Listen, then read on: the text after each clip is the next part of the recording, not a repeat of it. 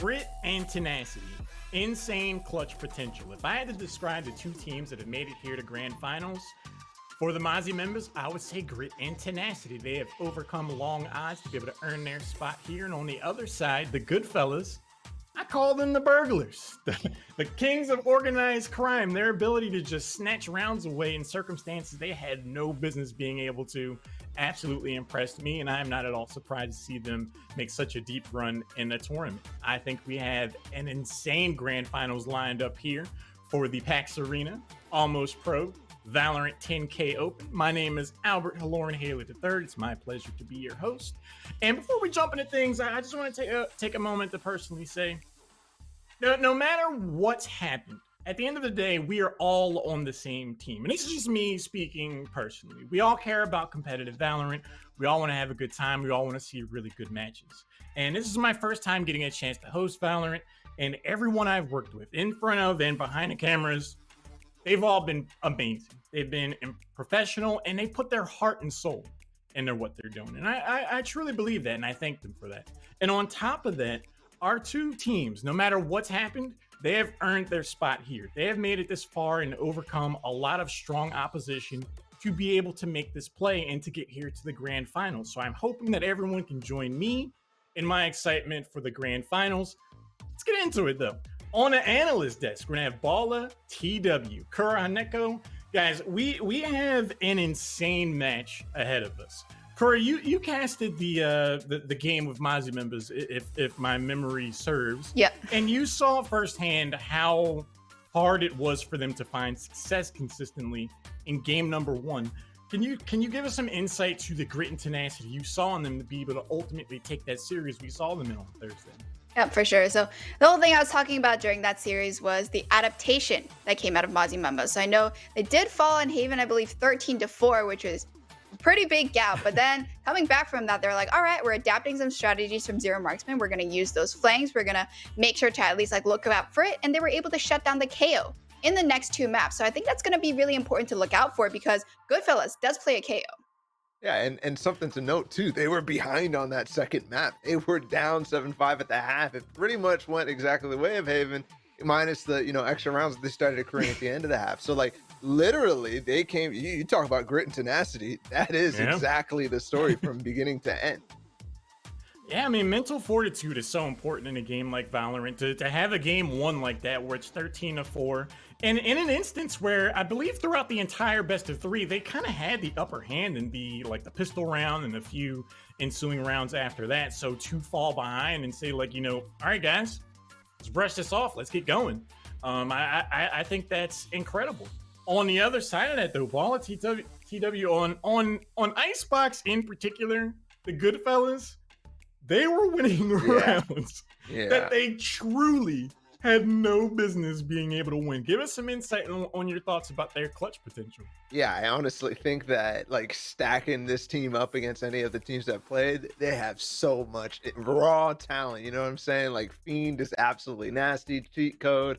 And then of course T-Dog as well, who popped off in a couple of those rounds that you're talking about. That is the type of thing I think that makes those rounds possible, is that individual skill, that raw talent.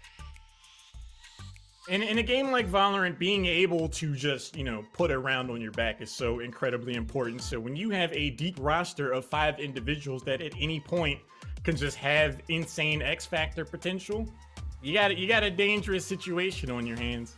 Kura, out of the players on both of these teams, I think that there are a lot of standout players on the side of Goodfellas, T-Dog, like you mentioned, Bala, Fiend, absolute beast. I'm actually a really big fan of Cheat Code myself.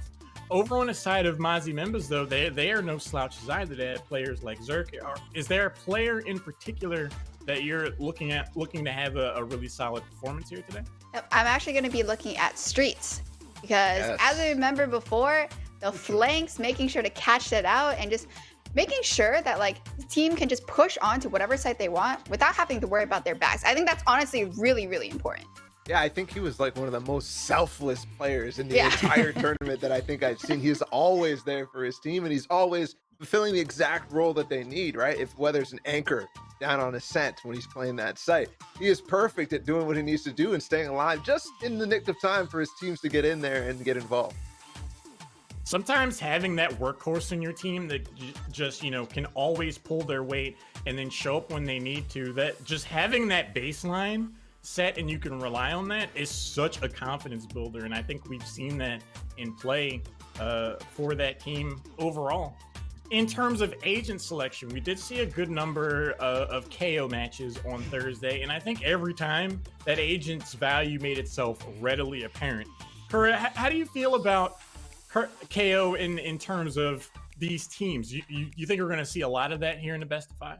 Oh yeah, I think that Goodfellas is going to be playing a KO on certain maps. Rather, Mozzie Members did not play KO at all, and I don't expect them to really like pull it out in today because, again, I mean, they had one day. I don't know if like somebody went and like figured out all the strategies that they needed to, but I don't think so. But they didn't really have too much of a trouble with the KO kind of in map 2 and map 3. Map 1 was really difficult, maybe because they just didn't have the experience. And once they got that, it was all right. So I don't think they would be worried too much about that KO pick.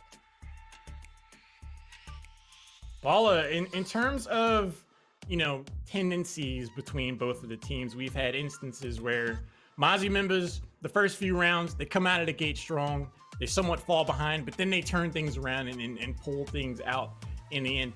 And against a team like the Goodfellas, I think that could be pretty difficult to do. Do you have any concerns about Mozzie members' ability to finish strong if they come out of the gate in a good position? Yeah, no, I actually don't. I don't, and I'll tell you why. Because what I saw from them is they start turning the game plan and the entire, like, how the rounds are going and not forcing these, like, really sketchy, like, scuffed positions. They were putting themselves in winning positions from the start, right? Whether it's locking down a site, whether it's actually playing retake on the site and keeping them locked down into the site so they can clear it out with perfect retake and post-plan executes.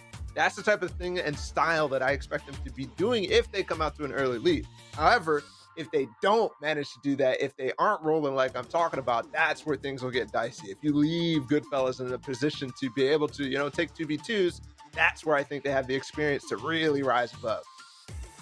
That's such a good point. Bringing up the concept of the retake in a match for Mozzie members in particular, I feel like the concept of the retake was so integral to the success of either team in that match. Kura, do you think that trend will continue, where we're going to see teams play for the retake on defense?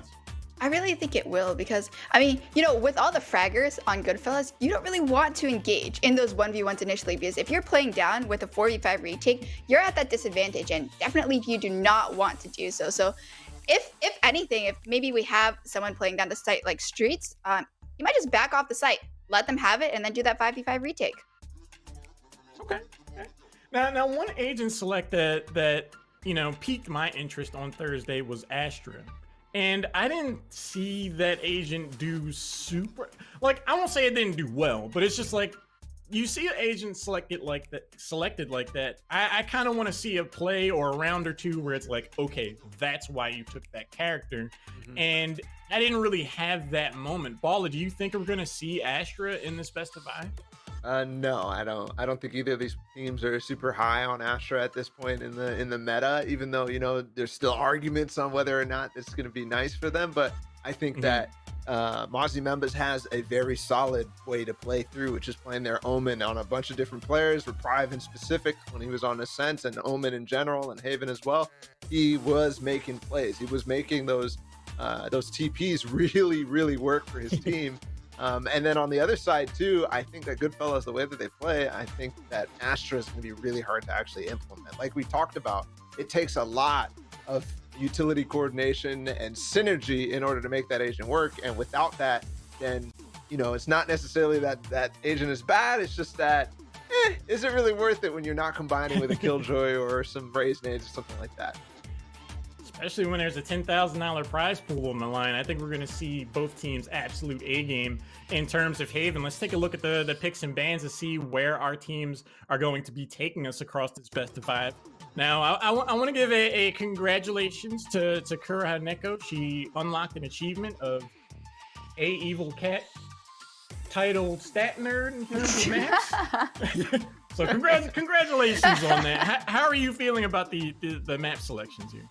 All right, so what interests me is that Mozzie Memba actually banned Split. So I know that both of these teams don't ban Split. So I was kind of expecting like Split, Bind, and Breeze to just like go through and maybe have, let's say I didn't know it was Mozzie Memba's banning first, but Mozzie Memba's banning, I kind of expected them to ban either Ascent or Icebox because those two maps, even though both teams are really good and they have pretty high win percentages on those, I think they want to ban something that Goodfellas is good at. Yeah, I think that, you know, when you have the first ban, you actually have a big opportunity to kind of pick the way that the maps are going to go and maybe come out with an advantage, maybe trying to force Goodfellas into picking Icebox. I think that is definitely an opportunity that you have. And maybe that's what happened. You know, maybe Mozzie Members has something else. I know for sure Reprieve on that Jet on Icebox was amazing. So, you know, we might have a really, really nice game ahead of us if this is how it's going to go. And then, of course, Ascent, Mozzie Members picked that. They were solid the entire way through. Haven is one that I'm a little sketchy on. I think we might actually, with the way that the maps go out, we might be seeing Breeze today. Ooh. At the very least, I hope, in terms of getting 5 games. One thing that sticks out for me that has me really excited is not only that Icebox is the first map of this best of 5, but that the Goodfellas selected it, because they were turning rounds on this map in particular into an absolute 3-ring circus. So for me to see them select that and want to go there, I think we're going to see some of the real strengths of their team play come to life and be very apparent right at the gate. But one thing that is interesting to me is that pretty much all the map ban selections on Thursday kind of had the same back end in terms of a game 3 selection, whereas that's drifting up more towards the middle of the pack here. Curry, do you think that's a statement that some of these teams want to get to their comfort picks earlier on because they think they may not ever get the game 4 and 5? That is what I think so, because as we said, Icebox and Ascent are probably both of these teams' strongest maps. So whoever comes out on top, if it's a 2-0 there, I think Haven is going to be the do or die. And if that other team does not win Haven, Breeze and Bind, I think those two really just are toss-ups. Okay. In terms of retake and flanking, Paula, do you feel that there's a certain psychology being expressed in the maps that were selected in terms of their ordering? Do you think the teams are going to be looking for, you know, larger scale plays, swinging to one side of the map, one round swinging to the other, or you think teams are looking for a street fight pretty much? You know, I think Goodfellas might be looking for that, right? They got the Italian Mafia. They're coming out swinging on the streets. I think maybe for sure. I honestly think that might be a plan of action for them. Just, you know, getting into those really, really, like you've been talking about the entire time, those gritty fights. That's the type of place that I think Goodfellas likes to lie. However, I also think that Icebox is just, you know, they're good maps. So I don't think they're really thinking about it at all. I think they're just like, yeah, we like Icebox. Let's play it. Let's go for it. You know, that's the type of thing that I think teams do a lot. Is just go for their good stuff. And I think that is the plan for both teams. I really like that idea too. It's like, hey, we're both practiced. Let's just get in and go after it. Let's jump into the agent select portion of before we get into game number 1 here. And some of these selections already made with some conviction. Curry, do you have some early thoughts on what we're seeing so far? I mean, this seems pretty standard on both sides. There's nothing that's really different except for the fact that, you know, they're playing mirror comps. So that's going to be exciting to see which team actually has, you know, potentially better Viper walls. I kind of like harp on this every time. I'm like, there are literally 4 Viper walls on Icebox, and I want to see something else. Yeah, I definitely go ahead, Ball. I was just gonna say, yeah, I think that definitely has a large thing to do with how these Icebox mirrors go and how generally the core is the same anyways. You know, you have the Viper Sage and everything else is kind of like small adaptations or small little micro adjustments that the teams make. So, you know, having Reyna and Jets, yeah, it's gonna be identical. So that Viper walls and that's the single controller, right? The exact ones that you're using is going to determine a lot, and whoever can really get the edge out. I know that Mozzie members spent the exact same walls every single round on both sides, so Goodfellas has the opportunity to really take advantage of that, just like Kerr said. I agree, man. And I also love that the comps are the same, because both of our teams are saying, hey, we just want to play what's meta. Let's directly compete. Well, let's get into game number 1. We're going to pass it over to our casters, A Evil Cat, my boy Julius James. You guys ready for this first match? Sound a little bit different. Oh, I think Julius might be sounding a little bit different because it's Bala joining me in here. But Bala, man, I am excited to get into this matchup. Two fantastic teams, a best of 5 that who knows, definitely could go to this. It looks like early on here, with this attack side, they're hitting their way straight on in towards B. Already yellow control from us. Members, the double pistol in a cheat code, and Rick Dad's already aware of it. Does he know there's 2? That's the big question. And does he know that they're falling back on to him? Cheat code's really close. He gets one. And just out. And the other player up in the corner. Fiend gets knocked down, though, and that's going to be a 4v4 down mid, full send. ARAM all the way, you know? Venture's still in the tube, though. And he only spots a leg. Yeah, this is good information. I like that they instantly reassess and try and take the fight. 2 players in towards the A site, but it's a Hellfire inbound. T-Dog has to get something done here. It's going to be cheat code instead for the 1D. Chef also combining. Streets will trade, and they're walking their way around the maze. 3v2, make it just 1. All up to Streets, but we've seen him do it before. He's already gotten 1! Make it a second. Venture's gone, 9 HP, and Chef is going to take the long ride around. Maybe try to fake it a little bit. 1 snake bite out to actually contain the space, and he's jumped up 20 seconds to recover the spike and to find his opponents. But his opponents found him. And there it is, pistol round for Goodfellas. But hey, right off the bat, he was scrappy. Yeah, it definitely was. Mozzie Members definitely make me a little bit worried that they'd be able to pull off that ace for Streets, but it doesn't quite happen. Cheat code, I mean, he's just doing cheat code things. This is a guy who I feel like in that previous matchup we got to watch them was just hitting the shots right out the gate, was always finding impact for the squad, and immediately he's doing it again. Couple mistakes made, obviously, from Goodfellas. Maybe overswinging a little bit, maybe a bit of confidence coming in there, but regardless, they'll pull it off, and they have a stellar buy going into this second round. Vandal up for cheat code off of that 3K that he garnered in SMGs for everyone else. It should be a nice, easy round for the Goodfellas. Mozzie Members just looking for damage, maybe a spike plant down. No delay here at all, though, and cheat code may be in a tough position. No, the dismiss makes it so easy for him, and this is going to be clean, Mimi. This is, like you said, easy rounds, and Fiend will clean up the last 2. Anti-eco was perfect. I mean, they get the spike down. I think that's kind of a pretty good scenario for the Mozzie Members. They'll get that extra 300 creds injected into their bank account. But now we kind of have to look forward. What are we going to expect with them on the attacker side? They're a team that definitely likes to control this pace. They like to take things quickly. But I feel like up against a team like Goodfellas is a squad that strives in the mid-round, right? Like, they're really comfortable just holding on to their default, playing off that information. So the Mozzie Members are definitely going to have to work to deny that, and I'm not sure if the fast plays are going to be the solution. We'll have to see what they can come out with, but what they do have in this round is Streets Viper's Pit. His 4K on the pistol has garnered him that, so could go big if he can plop it down, especially over towards B, as there's only a sole defender in way of T-Dog. And it's already a quick dash from Reprieve. I think he's already recognized the fact that it might be a sole defender. They're in front of the Viper wall.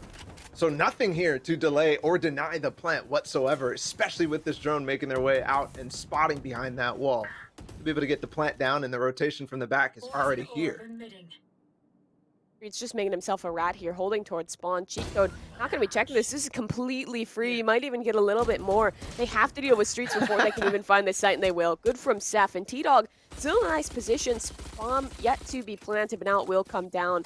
Can't quite break that Sage wall in time, so it's a 4v4 in the retake. You know, I think Streets on the back line at least got 1. I think that would have been bare minimum for the rounds to be anywhere, because this spike took forever to go down. Nice tag from the Owl drone. More delay coming through. It's going to be both poison orbs on the spike right now. Seth is going to try to get the plant off, or the defuse off at the wall, but instead it breaks. And now it's all up to Venture. Taps it again. It's not half though, and there it is. Mozzie Members with the first gun round, and they pick up.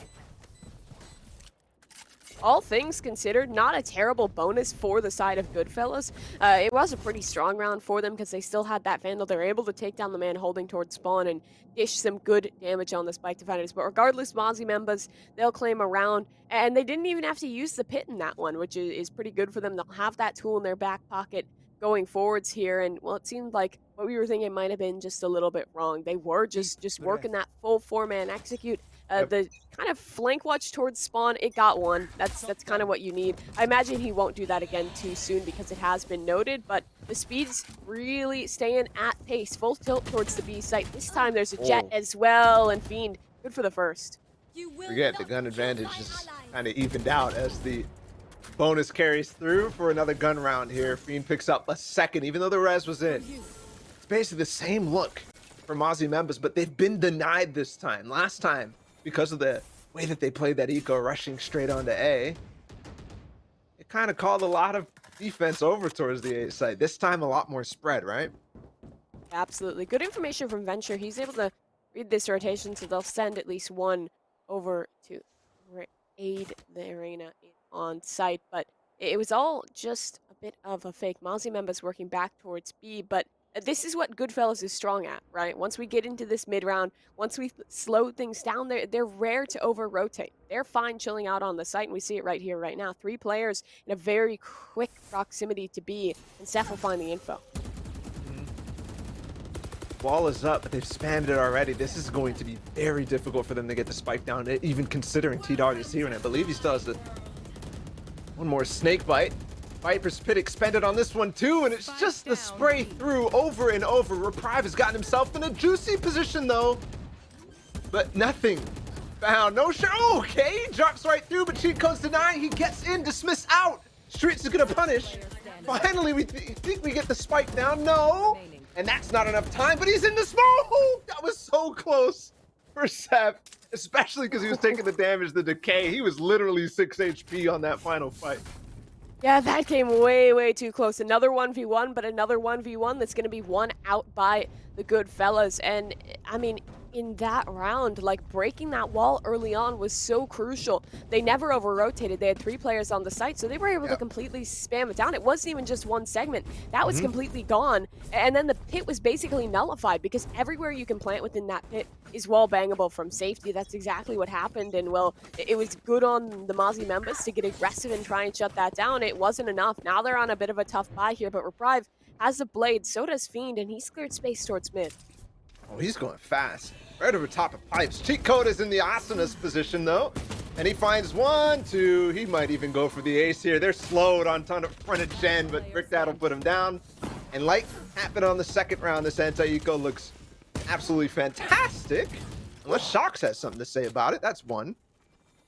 He's got the sheriff. The drone out is going to make this very difficult though, unless he can find the peek on the chef. And he doesn't. So Yeah, 3 nice players. little round. Keep it relatively clean, only a couple bodies lost. I think their Jet was, in way of Fiend, was just opting into the blade, so he'll likely be able to grab an operator in this round. And the operator for him was really impactful when we saw it in that previous semifinal matchup for this Goodfellas squad. It's a squad with so much individual potential, and once Feed can get that op online, he can really go huge. But this round's still definitely going to be tough. The eco has stayed a bit damaged, so T-Dog has the judge, but I doubt he's too worried about that. The guy likes to do a bit of ratty Viper things with that judge. And Fiend, look at this read. He's holding for the updraft dash, but it's not going to be happening this round. When you do that, you do get exposed for quite some time. But Venture, knowing that the drone was just used for opposing Sova, he's going to insta-ult. Doesn't find anything, but that is just gorgeous from Cheat Code. What? Right into Nest. That's their Sage down, and now they don't even have the wall to plant.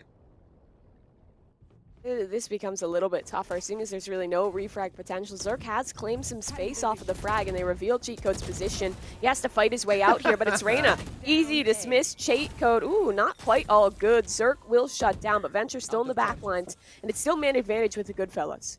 But again, no Sage wall. Venture is able to hold this angle instead. Zerk will go up and top of Nest, though. No sound, and I think Chef might get caught unawares from that. Venture trades. Streets also in the back line. 2v2 now. Scrappy as always. Zerk still alive, though. And he'll find another. 3 on the round. Fiend with the op, though, and he does finally take out Zerk. It's all up to just one more player up above. It's the Viper. And Spike is nowhere to be found for him. It's going to be the exact same situation as Pistol Round, essentially. Just hiding on top of 410 right now. Finally, he'll drop down, but Fiend's got the op trained on a position if he does want to peek, but he's worried about the flank now. This will give time to 10 plant, seconds left. but he taps it. So Fiend knows the situation. He's going to peek him anyways. He thought there's too many mind games going on there, Mimi. Way too much. Yeah, way too much. Maybe overthinking it a tad, but that's really well played from Fiend, right? He knows that he can just train himself up on that angle, doesn't have to overpeak things because it was the glass cannon up, and he used the tailwind very, very early, so he didn't have that chance to overpeak and have a shot. He needed to hit it first try, so it's just really perfectly played by Fiend. And now if I'm the Mozzie members, these rounds are starting to hurt because, well, I think that's the third time it comes down to a very close 1v1. But the Goodfellas just keep winning it. Now they have the momentum squarely behind them. And again, Mozzie members reset onto the safe, trying to get something done quick in towards the A site here. But Fiend again, operator in hands, he's so hard to contend with and shuts down Reprieve. The headshot for extra measure. Oh! Wow, he's nearsighted from the Lear too. These anti-ecos are just absolutely clinical when they do end up pushing towards A, but Zerk's got himself in an interesting position. Is Chef gonna get shut down twice in a row from this spot? No, he's ready for it. And you're talking about Fiend on this A site and him with the operator. How do you end up shutting him down? As this round ends, I see a Goodfellas that is literally starting to roll with the idea of Fiend just locking down an A site by himself. Yeah, absolutely. That's one reason I think it's interesting that so few teams these days are playing Skye on this map. I feel like she's so powerful, and it makes shutting down those ops rather easy. But with a comp like we're seeing from the Mozzie members, what do they have in way of flashes? Just those Lears, and that can be tough to position it correctly to shut down the up. We saw in that last round, he didn't care that he was nearsighted. He was still able to find the shot regardless of that. So maybe one option is to try and have Reprieve work the op duel, but they just don't have the money right now. But Reprieve, he is finding good space here, quick up on top of Tube, so lots of pressure applied, but Spike's still not committed. This is a bit more of a default look from Mozzie members, and it worked strong at the beginning. Cheat code's down. That's a big name to take out the server. That's massive. However, the big difference is they don't have that B lane control.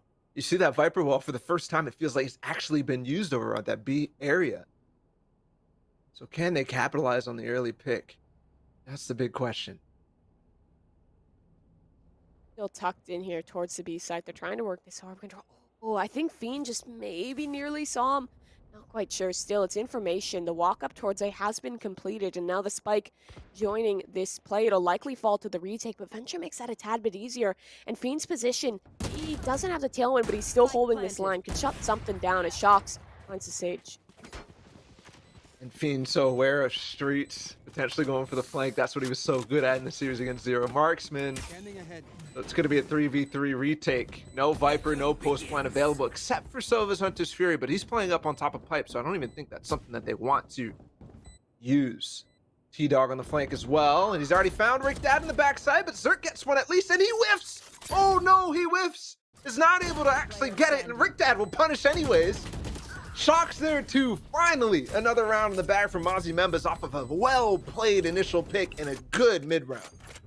Yeah, that's a feels bad, man, for T-Dog. Just missing out on the shots when he needed them most. But like you mentioned, it was just such a strong start for Mozzie members. Maybe a bit of overextension from cheat code. It allows him to get picked off. And I thought that setup was interesting. I feel like they just had the read. They're like, it's going to be B 100%. So they commit their op in towards mid. They commit 2 players to hold him B main and leave it just to cheat code. And I mean, right, like he's the man for the job. But when you push up like that and then no one's there to pick up the lost space, it gets risky. Comes down to the retakes. And this time, Fiend's shot pays off. About. That is what you're talking about. Instantly trained on the updraft dash. And that puts you in a kind of an awkward position as Jet. Sometimes you're really trying to take advantage of people playing close white.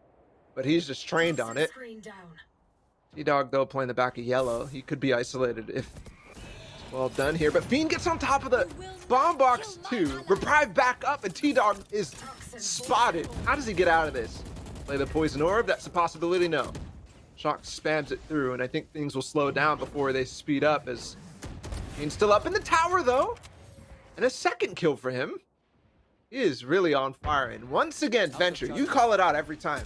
This information is massive, and they're not actually covering with the poison orb there. There's a slight gap that he's able to look through every time. And there's no way for them to really easily know that, right? For all they know, that could just be a spam. And look at Fiend going huge, and now cheat code holding close. Serene is here. He's ready to deny this entire play. Only 2 players remaining for the Mozzie members, and cheat code, he's still ready for more. Street shuts down in a Sage Wall to allow this plant safely, as well as that Viper World going out. The pit's up still retake likely with the advantage of the good Yeah, fellas. they heard him. I don't think they heard him. Fiend is going for it. No, they didn't. Oh my Shox god! is gone, and Fiend is going for the ace. They've got to find the Viper, though.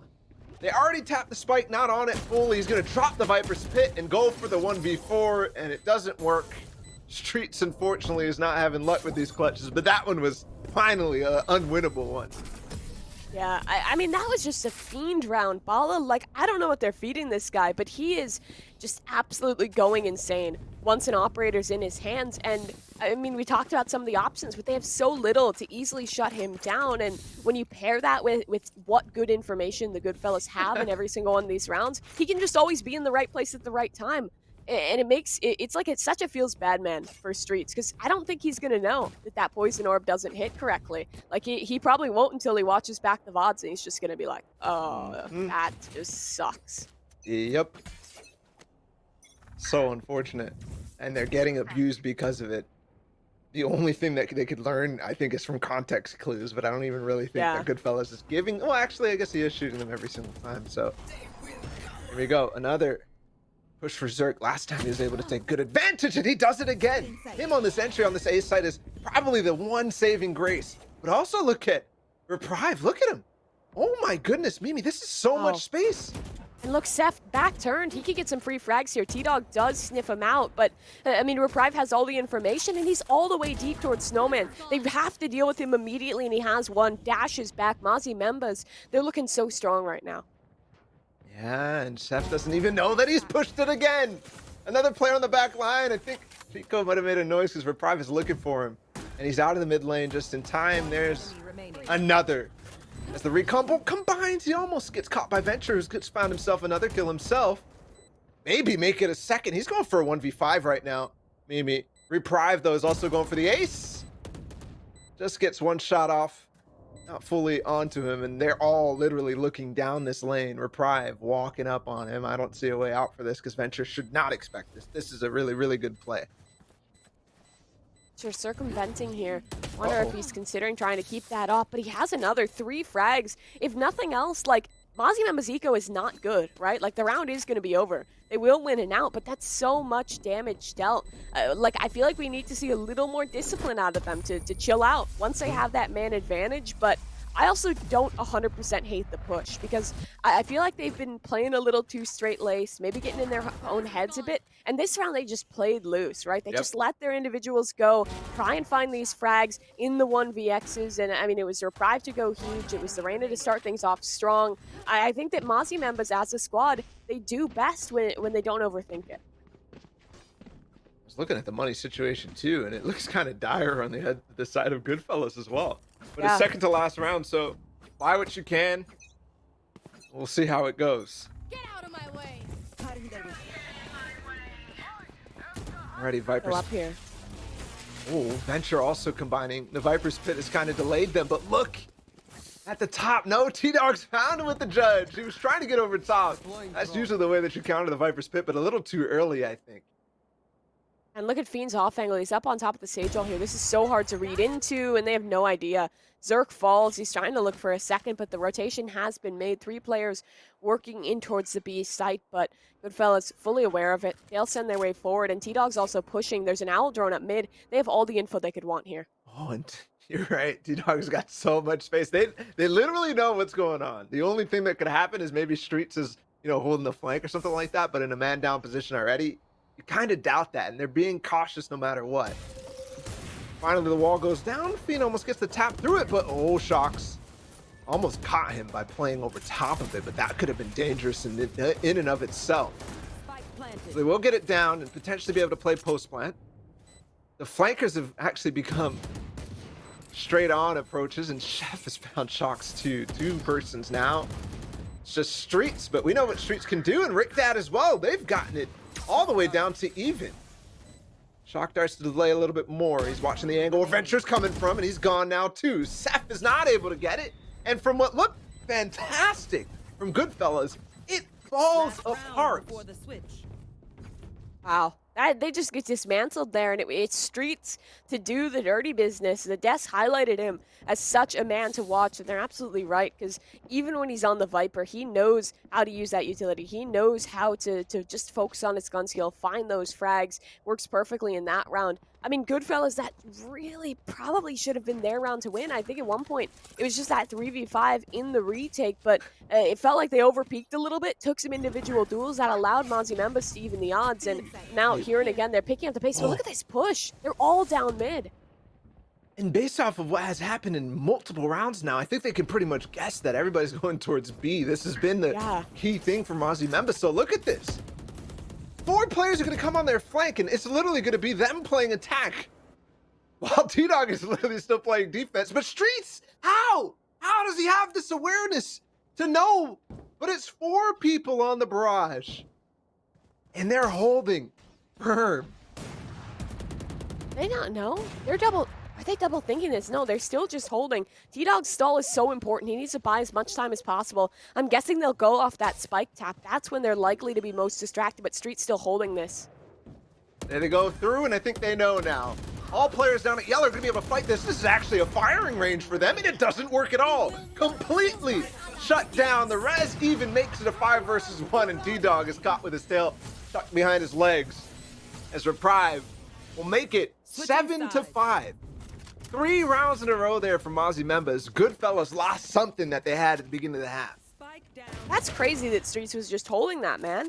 I honestly can't believe it. We were like 30 seconds into the round, and he's already like, yup, they could be flanking. Who knows? But it was a really fantastic play towards the end. The Mozzie Members definitely bringing things back, and now they squarely have the momentum with them. They head on into their defensive side, normally the stronger side on this map, and if they can keep training these rounds together, they could very easily pull this map out of the bag. I think the early issues was that they just could never shut down that op of Fiend. They were always losing out on an early pick, but later on they kind of learned how to slow things down, adapt around it, and now both teams have another shot. It's Goodfellas on the attacking side, and it looks like a quick fake towards A. They're putting 3 here to pressure, and then the final play will be towards that B site spike plus T-Dog. But Reprive's got a shorty up close, but Fiend just shuts him down. That's going to be the difference maker there, is Fiend versus Reprieve on the second half. And this fake is working, or is it? Shox has gotten the lane down, so he knows that they're falling back from A. And Streets is still here, the ever-present anchor for Mozzie Members. I think that Snakebite is going to miss just a little bit, yeah. So they get the spike down, but the wall is in their advantage. Fiend, though, on the flank. You could find a lot of value with this because nobody expects the kitchen flank. Shock's going to go for the half, though, and that might make the difference. Never mind. Oh, they go for the full defuse. Oh, no! They got it! No way! Mozzie Members full sticks! And they are so close to tying this up after that pistol round. What a play and what an idea. No noise, I think, is what cued them to just go for it. That's insane. I think it was just the poison orb up. Slap that wall down, full stick it, full hold it. They were relying on that flank to deny the spike, but within that cloud, he wasn't able to see anything. That is absolute heartbreak for the Goodfellas. That is the most wrong this round could have gone. And now, I mean, this gives Mozzie Members a door right back in.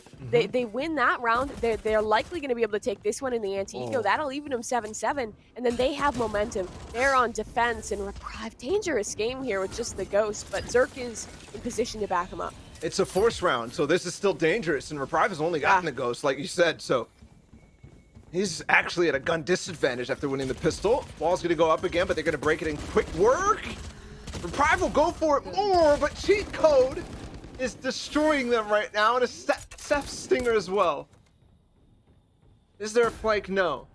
They have to fight this head-on. Shox with a Bulldog. And on the other side, it's Streets. Both of these players have made good work throughout the game. Big problem, though. Shock darts on the side of Goodfellas, already playing over towards Belt. That's Venture. And this wall to get through. Shox is already through. Streets is going to go up. And he gets it. But long range is not going to work. And they get forced back and lose their anti after their pistol round. Yeah, I mean, I love the call to force there. You get the spike down, you have a lot of money in your bank, especially off the amount of kills you managed to pull up. Why not force into it? Get something done they'll never expect it, and well, that they did not. And I was just starting to try and kind of paint this picture where the Mazda members, they're able to pick that one up, and then they start to get the ball rolling, but that's like a hard stop. Yep. A reset onto the pistols this time, and even there's going to be a reinvestment out of Goodfellas. Putting a couple rifles into this, like they really don't want to give anything away here, and the A site seems to be the much easier proposition because it's just a double duelist playing here, and if the aggression doesn't work, well, then what's left to hold? Nothing at all. Reprieve has the full weight on his shoulders and can't find the initial shot. It's a dash back, but rotates coming in. We haven't seen them necessarily do wonders on eco rounds in the past. They've kind of just bum rushed on their attack side, so they give up the site, and things become very difficult now unless Reprieve can find something. There's two now. He gets finally shut down by, of course, who other? Fiend. T-Dog 2, though, and it's all left to Venture all of a sudden in a 1 versus 3.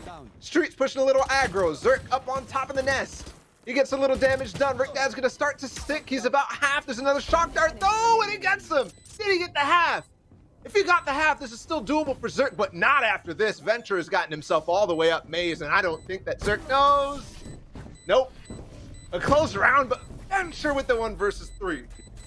Venture, such good work there. The usage of the Sova utility, it's just absolutely stellar. You saw that first shock dart. He like jumped, kind of boosted himself off the rope. It was like an absolute trick shot to find it. And then the second one connects just in time, denies the defuse. It's just expertly isolating those duels, shutting everything down.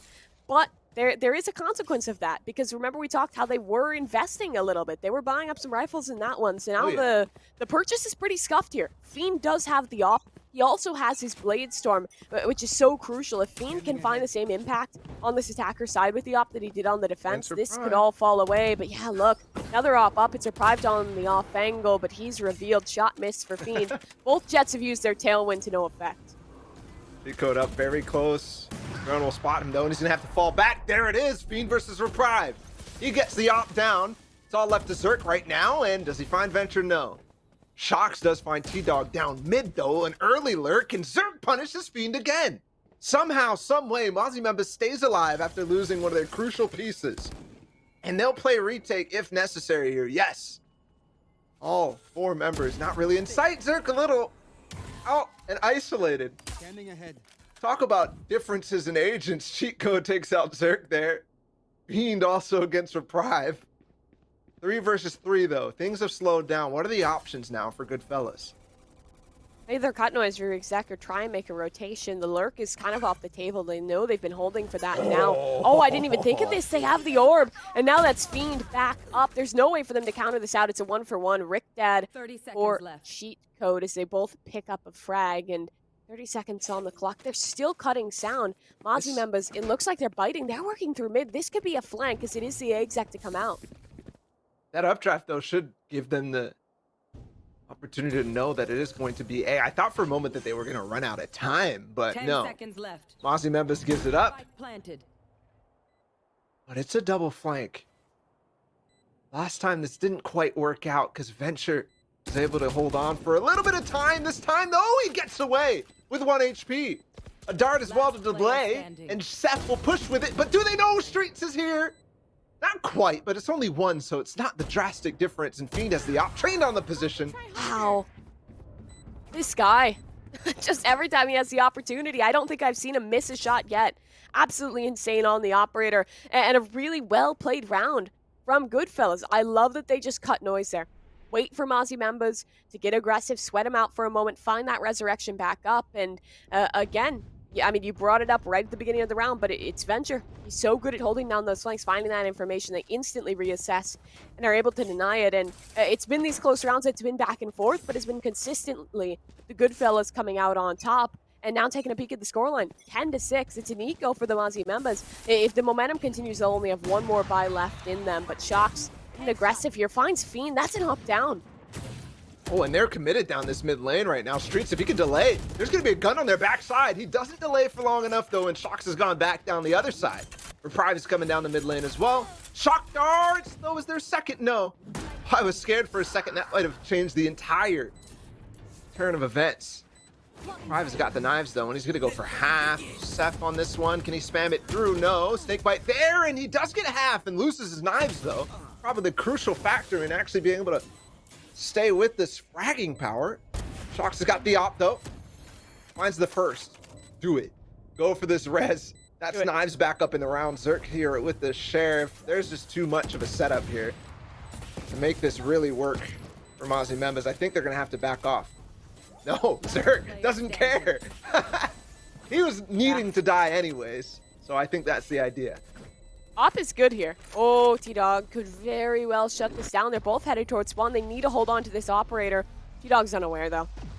Not gonna overpeak this whatsoever. It's 11 for Goodfells, and it's even another frag. Great damage in that round. I know I wanted to see the content play too, but I think it's the better choice not the res there. The time is already so far gone. They have the shock darts, they have that post plant util, and are very well set up. So even with that jetpack on the table, it was still very, very unlikely. So I'm glad to see them kind of having a bit of respect there. And I mean, they're consistently getting damage in on these rounds, and we see what that's done to the eco. Fiend's not going to have an operator in this one. The rest of the team is a bit lower on money, so a couple losses, and this eco gets broken pretty quickly. But Fiend has the blades to find so much impact with that. As it's another early look towards A. This time, instead of just T-Dog working the lurk, he has someone else to join him, but I like that he's not committing. I don't think he's found a successful lurk yet this half. They're really reading it into him. Prive is there, and finally he takes down Fiend, who had the knives out. He's gonna go for the headshot angle onto Belt, but Seth has already passed.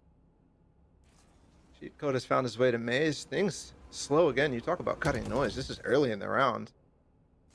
I don't think that drone spotted Cheat Code.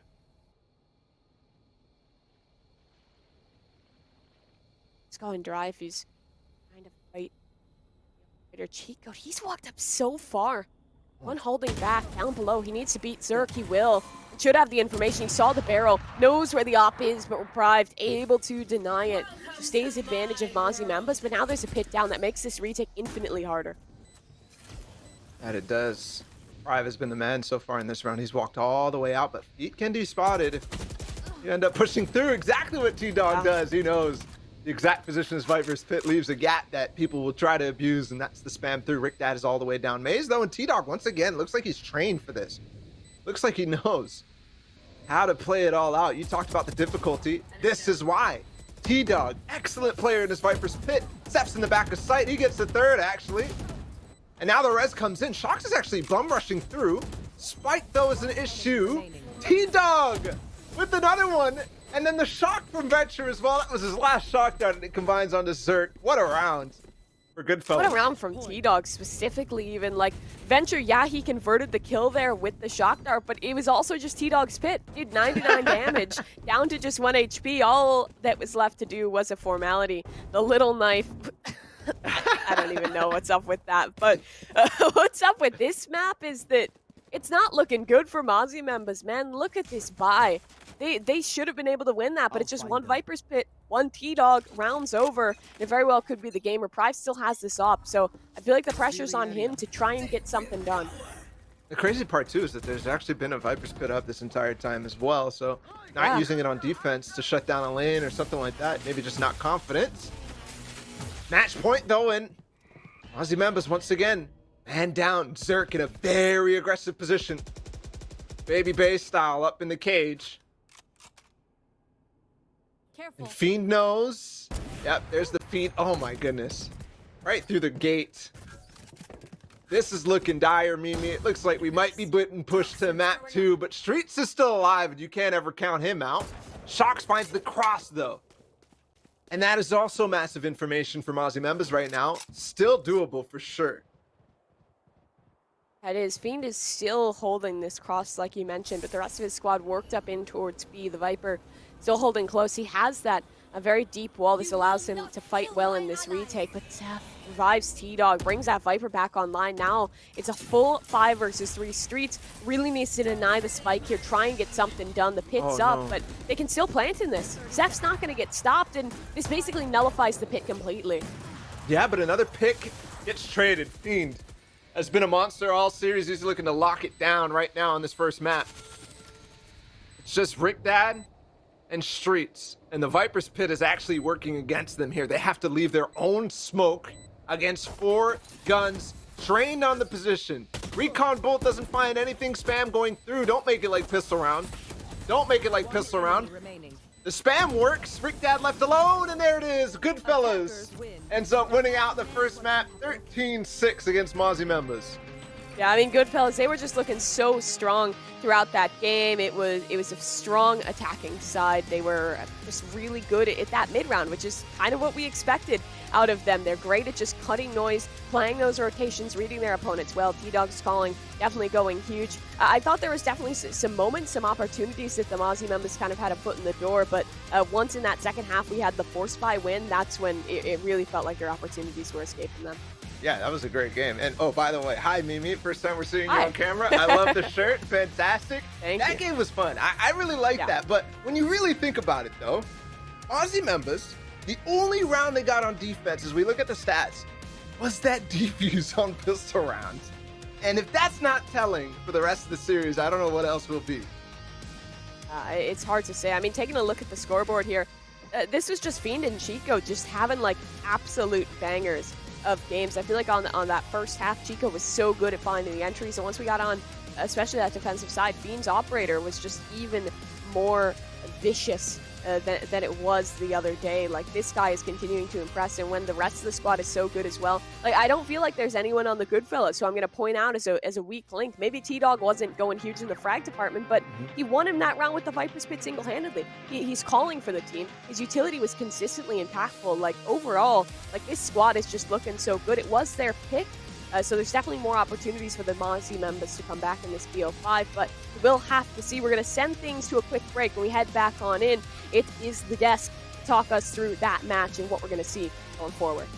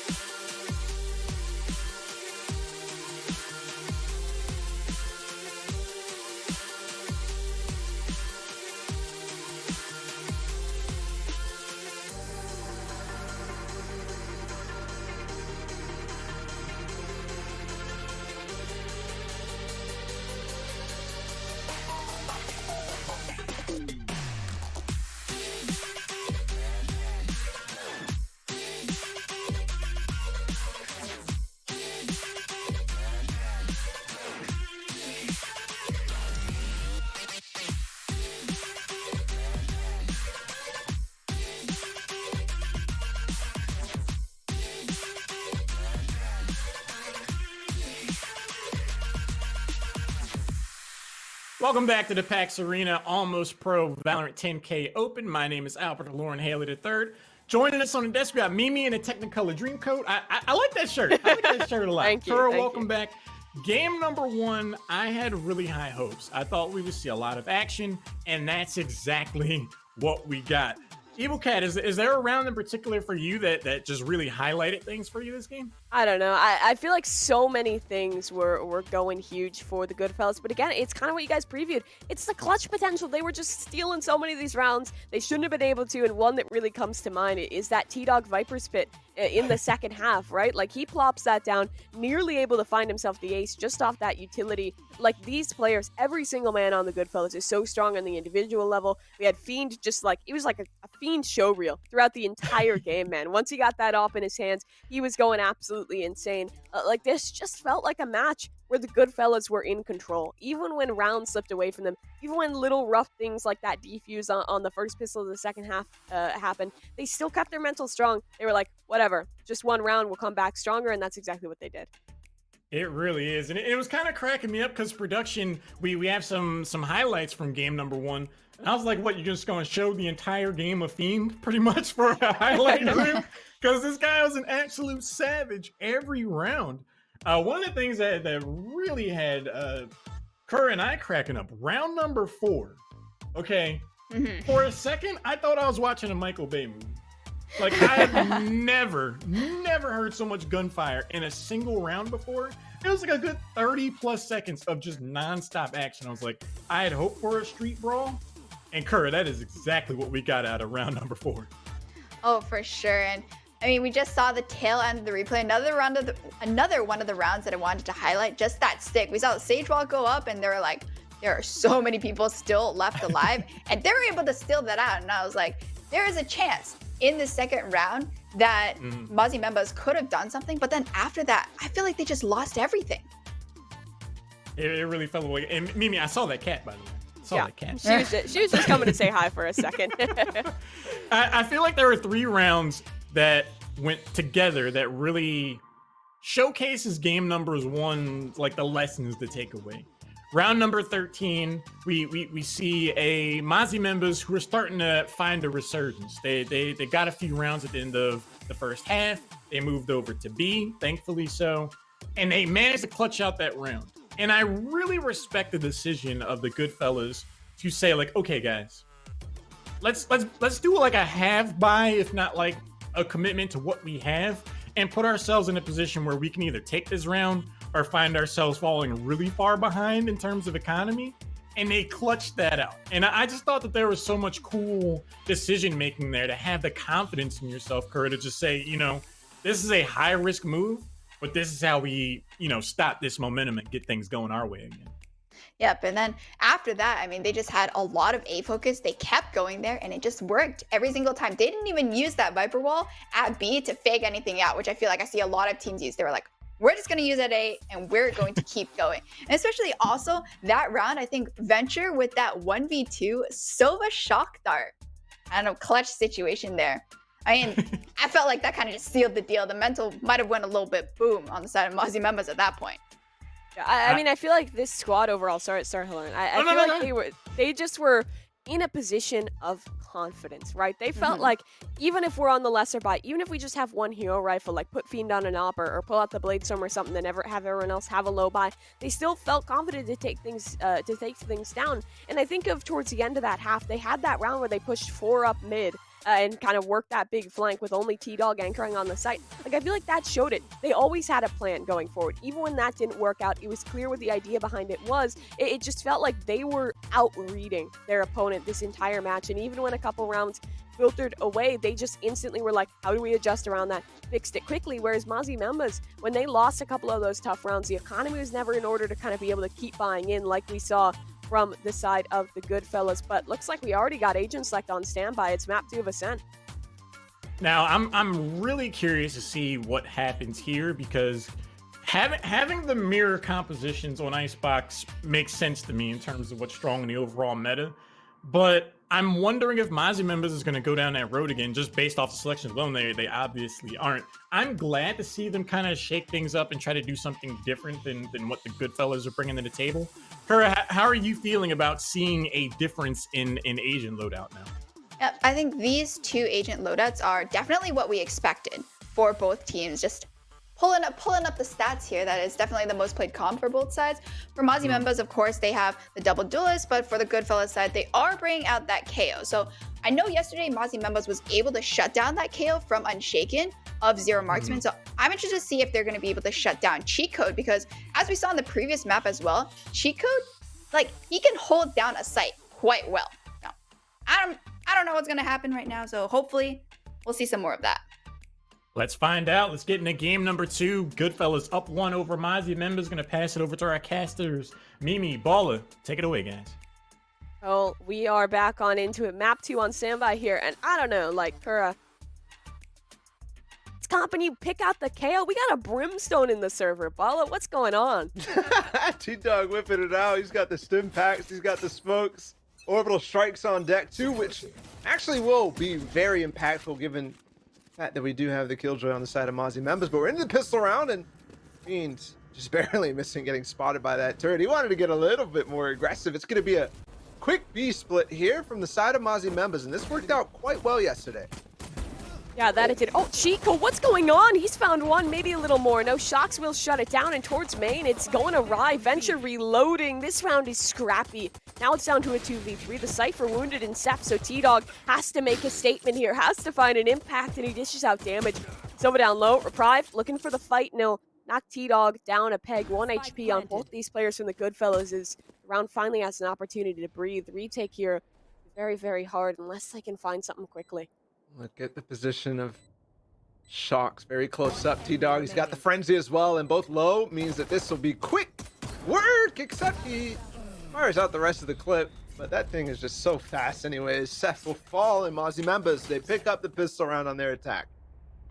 Yeah, really nice quick round from the Mozzie members there. I like the aggression that we saw out of the Goodfellas. They had that fight in towards B main, but there was an instant response to push in towards mid. I believe that door went up. That had to have been the Goodfellas who did that, but it completely put their player in towards market on an island. Like, it was basically a 1v4. He was only able to muster one, and then the rotates were late. And it just felt a little sloppy from the Goodfellas, but Mozzie members, I mean, well played to capitalize on that chaos. They're a team that does super well when the rounds get crazy, and now they have the superior buy, trying to work this A site, but there is a stack to contend with. It did also get caught by the KO knife, so information was gathered. The far right back though. Stack maybe already kind of sussed out a little bit. They're running down mid, but look at the position of Goodfellas. They're actually peeking down into tiles as well. Not going to spot the cross though. This is the important factor. Camera will start to hear them. Dart has also been pressured, so they know what's coming. KO will be flanking. They should be able to make quick work of Seth in the back line, but they're still not there. If he gets one, that will be actually massive. No, nothing. Yeah, now this doesn't really feel all that possible. I'd love to see them just try and work the containment here, right? Like, damage is more important than a round that's likely going to be incredibly unlucky.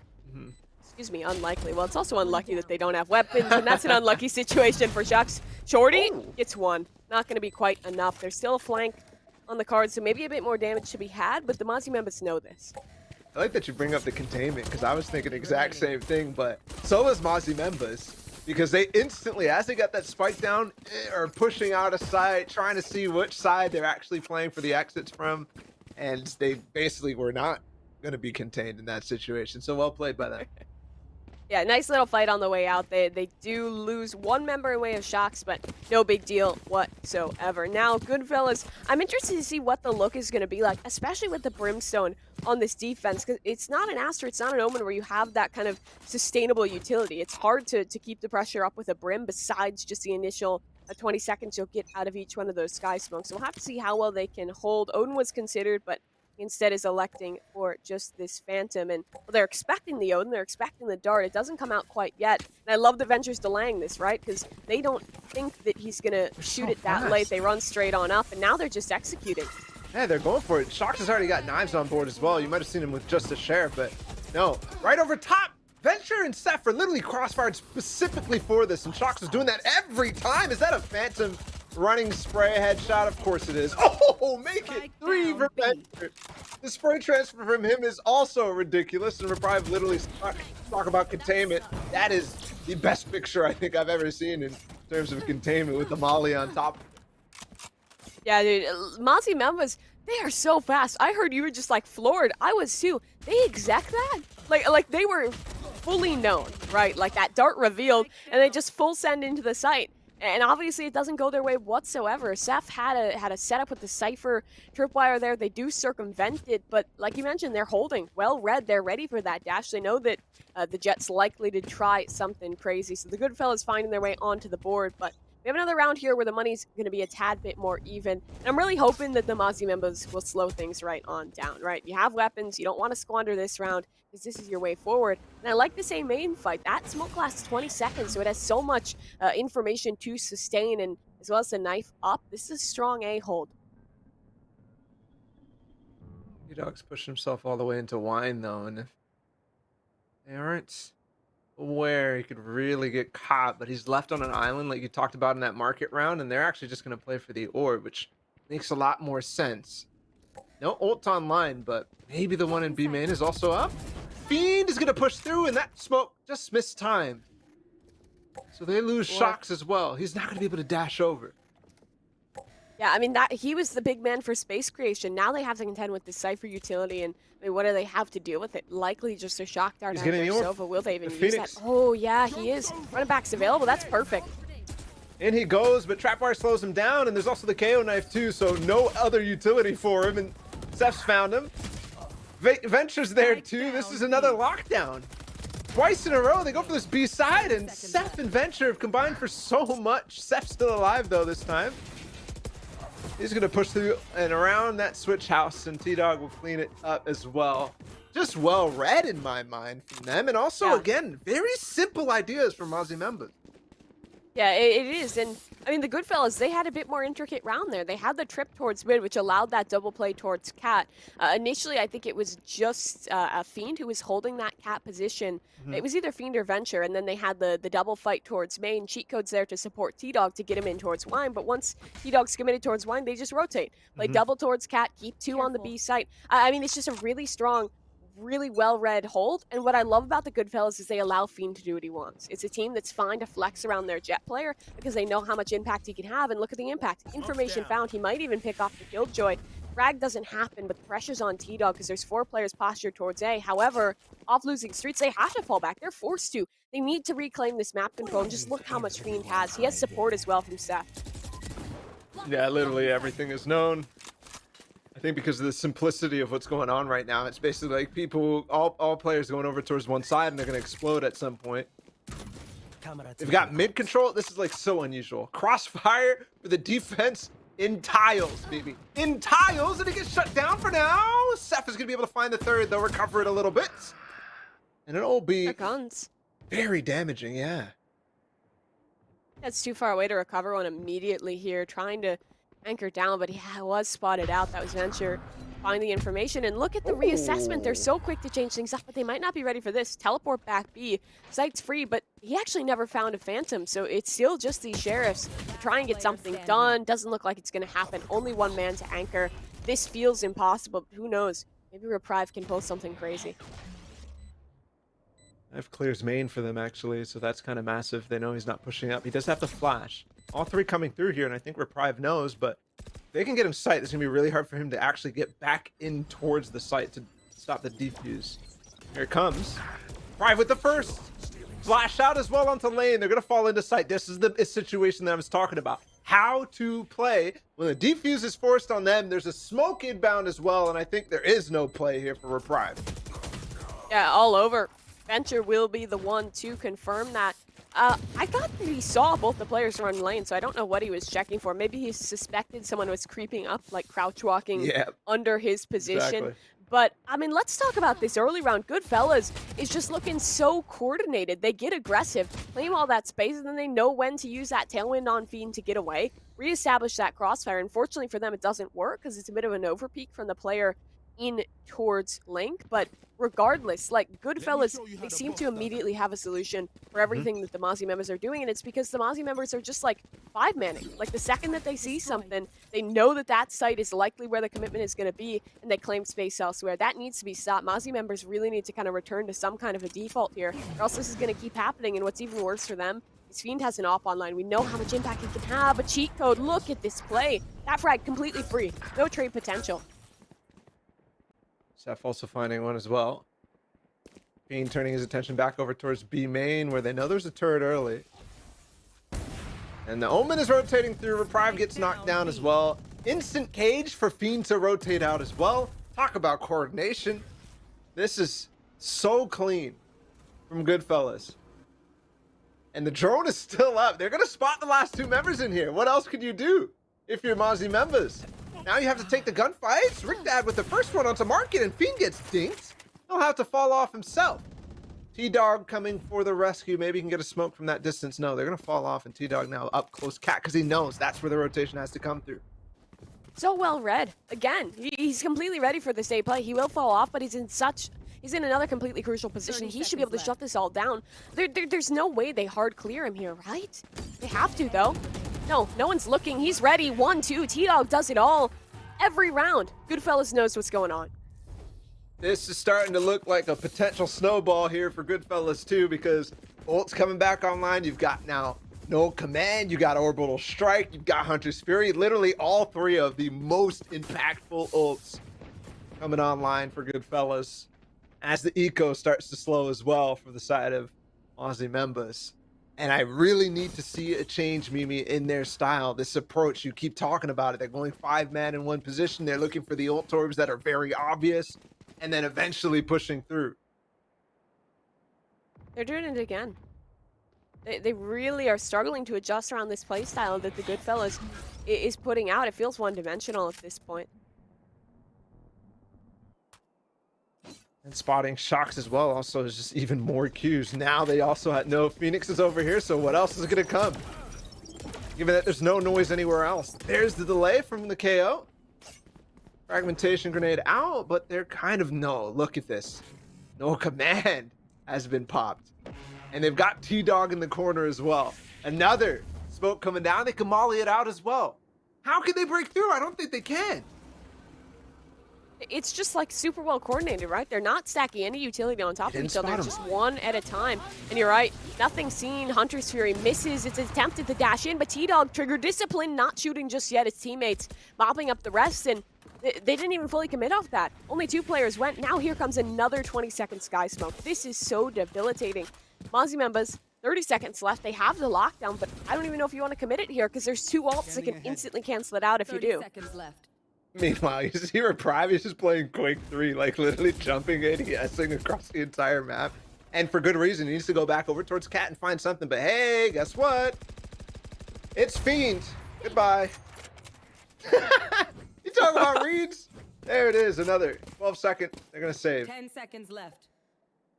That feels so bad if you're Mozzie members. Because I have a feeling that throughout groups, what worked for them and throughout like the earlier stages of this tournament, what was so good was that they could just out-aim their opponents. They could just kind of run it down. I feel like that's to an extent what happened to ZMM, right? Like they just kind of went out in that long game, were able to get things rolling, had that momentum behind them, and it was working perfectly. Now they have a really tough opponent in way of the Goodfellas, who is looking completely strong. But I like this. So few teams, I feel like this tournament are using the tax, and we get one out of the Mozzie members. Honestly, if you had asked me if I thought Mozzie members would use tax, I probably would have said no based off their playstyle. But they're taking this second to reset, to ice out their opponent. I like it, and I really hope the conclusion they draw is that they need to play a default because they just need to deny this information that the Goodfellas are getting every round.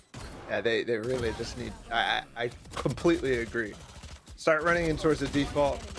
Try to actually find out what the setups are going to be and deny those. Use shocks to break up the setups in your Sova as well. Because you are giving everything up to Goodfellas the way that's playing right now. I mean, think of the rounds that T-Dog is set up in good positions. Think of the round that they were in and dashing over into B main, how, you know, Venture and the Cypher player Seth were able to set up too. Like, how to break that is the thing they need to be discussing right now.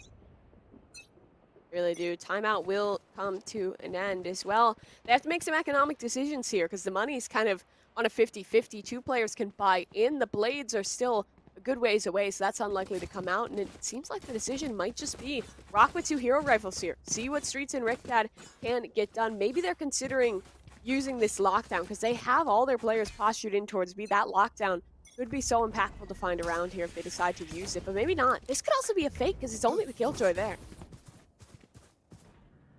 Possible. I'm not sure if they heard that flash over towards tiles, but they should have spotted the smoke on the Cat. That should tell them something else is going on. It's looking much more like pistol round. And there's the lockdown pop. I like the position too, because they're in market to be able to actually catch the rotation, but the orbital strike is there. Venture is now, oh my god, a three-way crossfire, and they run into it. T-Dog there, Seth there, Venture there. There is no stopping that, and that's what I'm talking about. They had a good idea, but if the, you know, the reaction is there from Goodfellas, you have to be able to fight that reaction, you know? I don't even know how much I like that, right? Because look at I talked about it in that last round. They had 2 ults online that instantly nullify that lockdown. Like, I think they would have probably known that lockdown's not going to get him anything, and they're still just sending it straight on into sight. Like, they have proved time and time again that full sending against Goodfellas is not going to work whatsoever. Seth, I mean, I feel like this guy's been playing Cypher since his days with SSG. This guy is just like a ratty Cypher player through and through, and he's so good at it. So many of these cheeky setups have found so much impact every time there's been a B site take attempted, and, well, in this next round, it's tough money yet again for this attacking squad, and let's Fiend with the op, just holding main.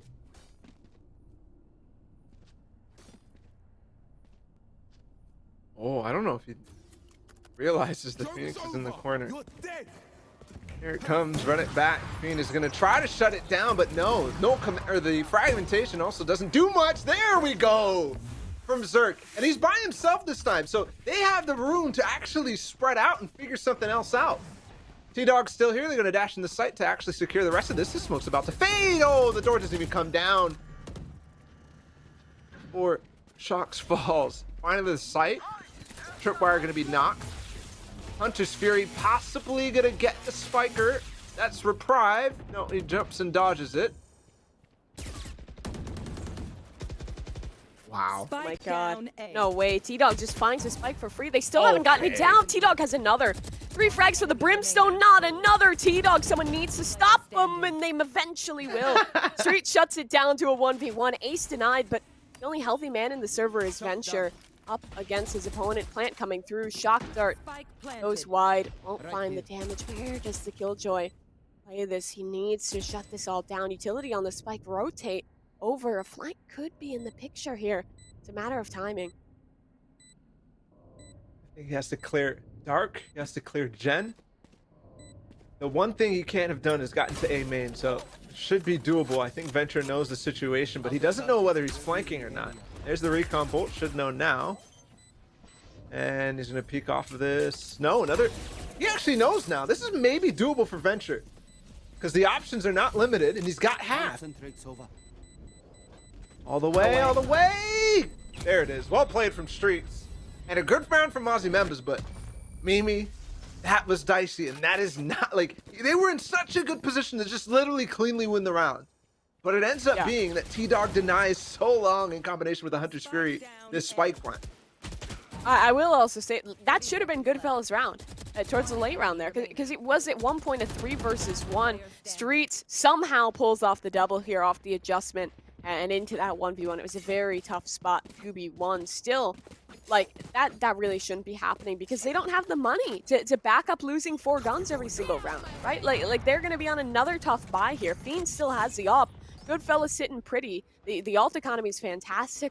Even though Mozzie Members is winning rounds, nothing has been convincing. That was the first in 7, right? So yeah, winning rounds probably an overstatement. Up the cat. This is the first time they're actually taking through here. There's going to be the flash through, but cheat code's here. Orbital Strike 2 is going to force him right into it. And that is destroyed. I mean, I sound like a broken record at this time, but clean hold. Yeah. I mean, the round's pretty much over.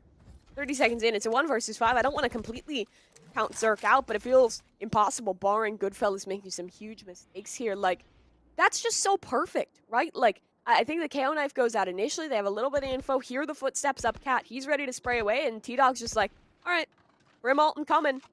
You're all dead. It's over. Like, like, my brain can't fathom that they're still trying these just quick executes. It's worked 1 time out of 7 rounds. And that, you know,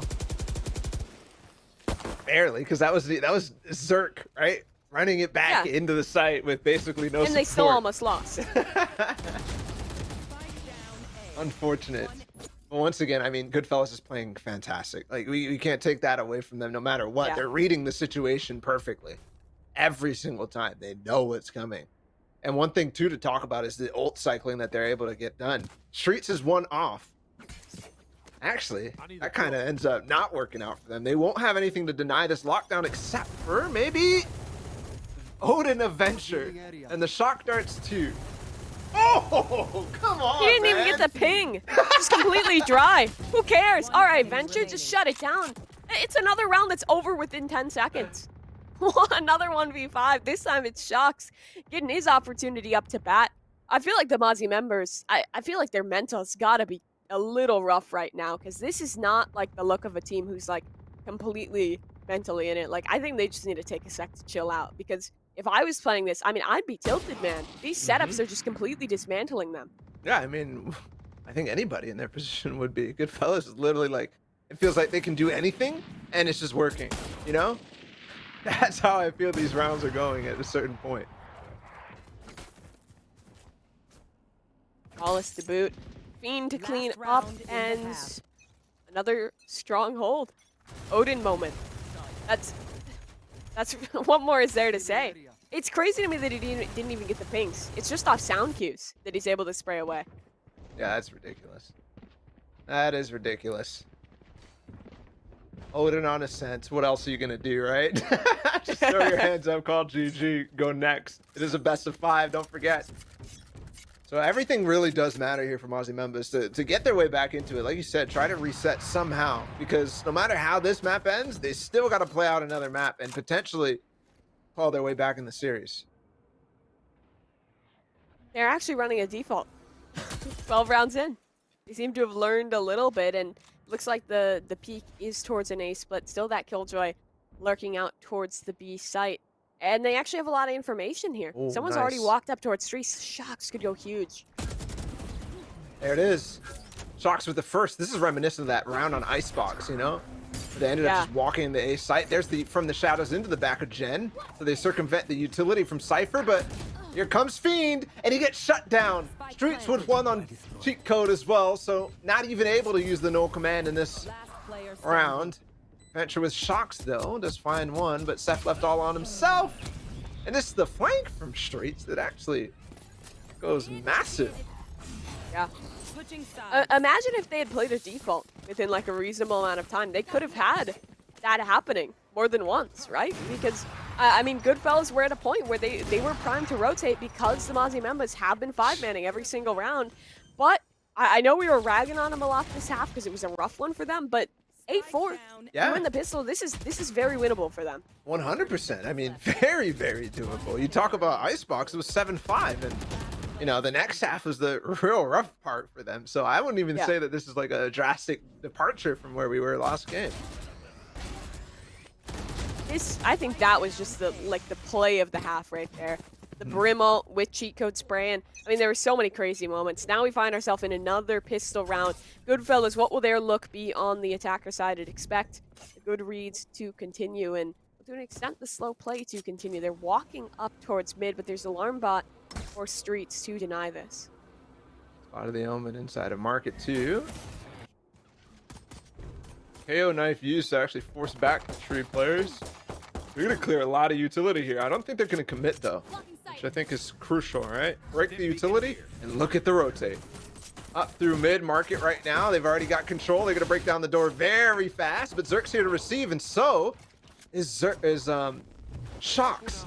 Molly coming through, but they've got both sides to deal with, and the Molly in the back site for them as well. Shocks very close. He gets taken out, and they've actually cleared the back site. Goodfellas making really good work here, but quick down the stairs. That was not expected at all. Never mind. Reprieve, clearly. And T-Dog ready to work. 1 versus 1 now, but it's Streets against T-Dog. Nice jump spot. That was the situation now, and it's going to be a full-on gunfight. Ammunition to spare. 9 bullets. Actually, these classic bursts might actually end up costing him, and they don't eventually, because Streets is just going to put an end to it right away. Another pistol round win for Mozzie members. They've actually been pretty good on a lot of these pistol rounds. They're able to pick up a second in the game. For the Goodfellas, though, that was, I really like the call. Put just a little bit of pressure in towards A. The over-rotation comes out, but I think they just needed to sell it for like an extra 5 seconds. I think if it's just a little bit more delayed, they might be able to pick that one up, but the retake comes in so quickly, which I thought was so impactful. That's what I'm saying, though. Like, you think about how they play that. They go up cat, the rotation's coming through spawn, right? And then they push up mid. So literally, they're already there. You kind of rotated them into the position. Yeah, it almost worked against them a little bit.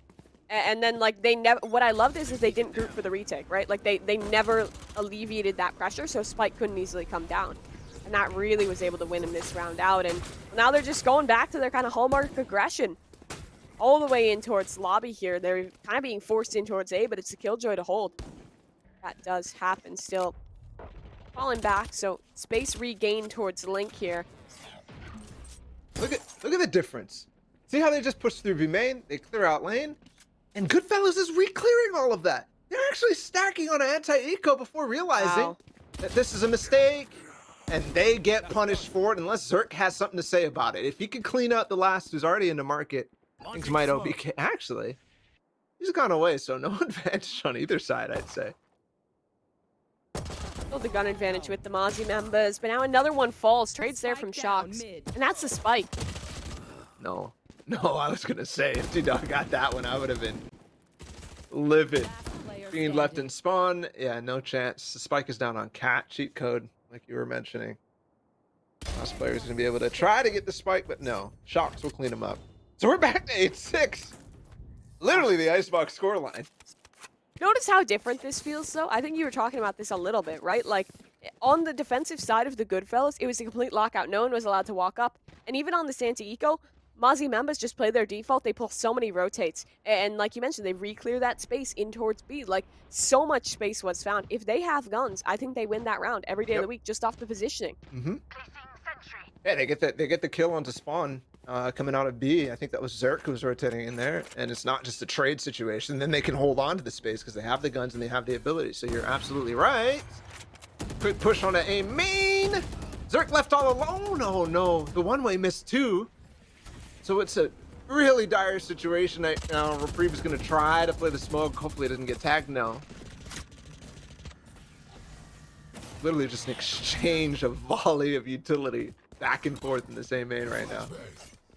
It looks like they are going to try and fall back. I actually like this Cypher setup. You have one in towards Link, so that'll allow kind of an aggressive push there to shut down this mid play, and that's exactly what's happening. Mid play underway here by Fiend, applying a little bit of pressure to the Omen in towards Cat. Neither have spotted each other just yet, as that final destination is the B site. And of all players, the Killjoy is rotating off, I think still in range, so that turret should be the one to break first contact. Leading the way though, Knife actually doesn't tag the Sova, so he still has abilities, but I'm gonna want to use this. They have to clear him out. They take a lot of space on the front side of site. Now they can isolate. Break that, finds T-Dog, finds Fiend too, and that is huge. Streets is already through, and he gets both of them too. Unbelievable. Mozzie members just shut it down in a really, really awkward position to be in. And that's why Streets goes for the gamble, pushing out of the stairs. Will the spike get planted though? Venture's done crazier things before. The 1 versus 3 on Icebox was him. Team Flash coming through already, the shot.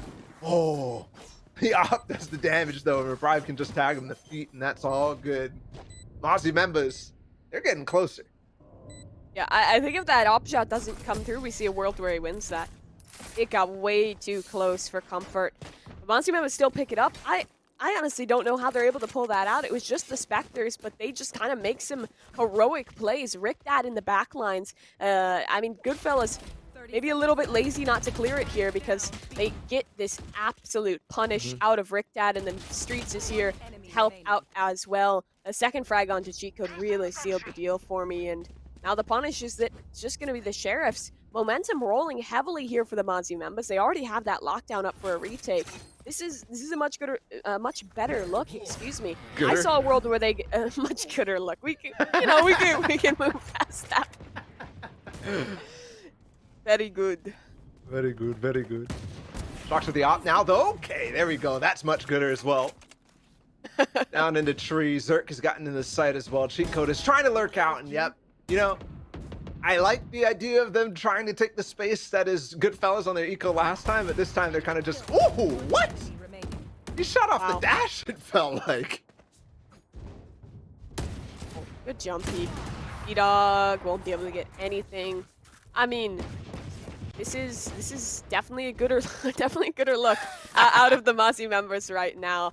Shock's on the op, man. This guy's crazy. I don't know why they didn't have him opping on that previous map, but he's having a pop-off right here, right now with this weapon in his hands. The Jet seems to have definitely freed him up, and for the Goodfellas, the question is, how do they change this tide? They have the null command.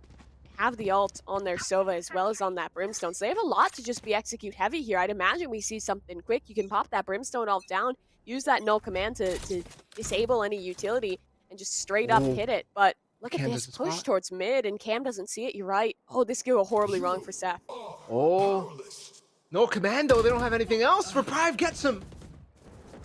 Mozzie members, they're on, you know, they have to give up the site. This lockdown is not going to come for quite some time, but even then, it doesn't really matter. You've got a couple more pulses. He has I a like lineup, the I think. lockdown. Wait, look where the KO is. I think he was lining up for an anti-lockdown lineup. And even if it's not, no, Hunter's Fury offline. Flank coming through. Here's the lineup to disable the way. lockdown, but it'll still be really hard. Oh, it lands. Is it on top? It's gone. Lockdown destroyed. So Goodfellas able to hold on against without having to worry about the lockdown at all. Right down swinging out. It doesn't matter though. Lockdown lineup or not. They're looking good all of a sudden, Mimi. Yeah, they're looking fantastic, dude. Where was this for the Mozzie members in the first half? That aggression towards mid was perfect, right? Because they're able to shut down Seth on the lurk.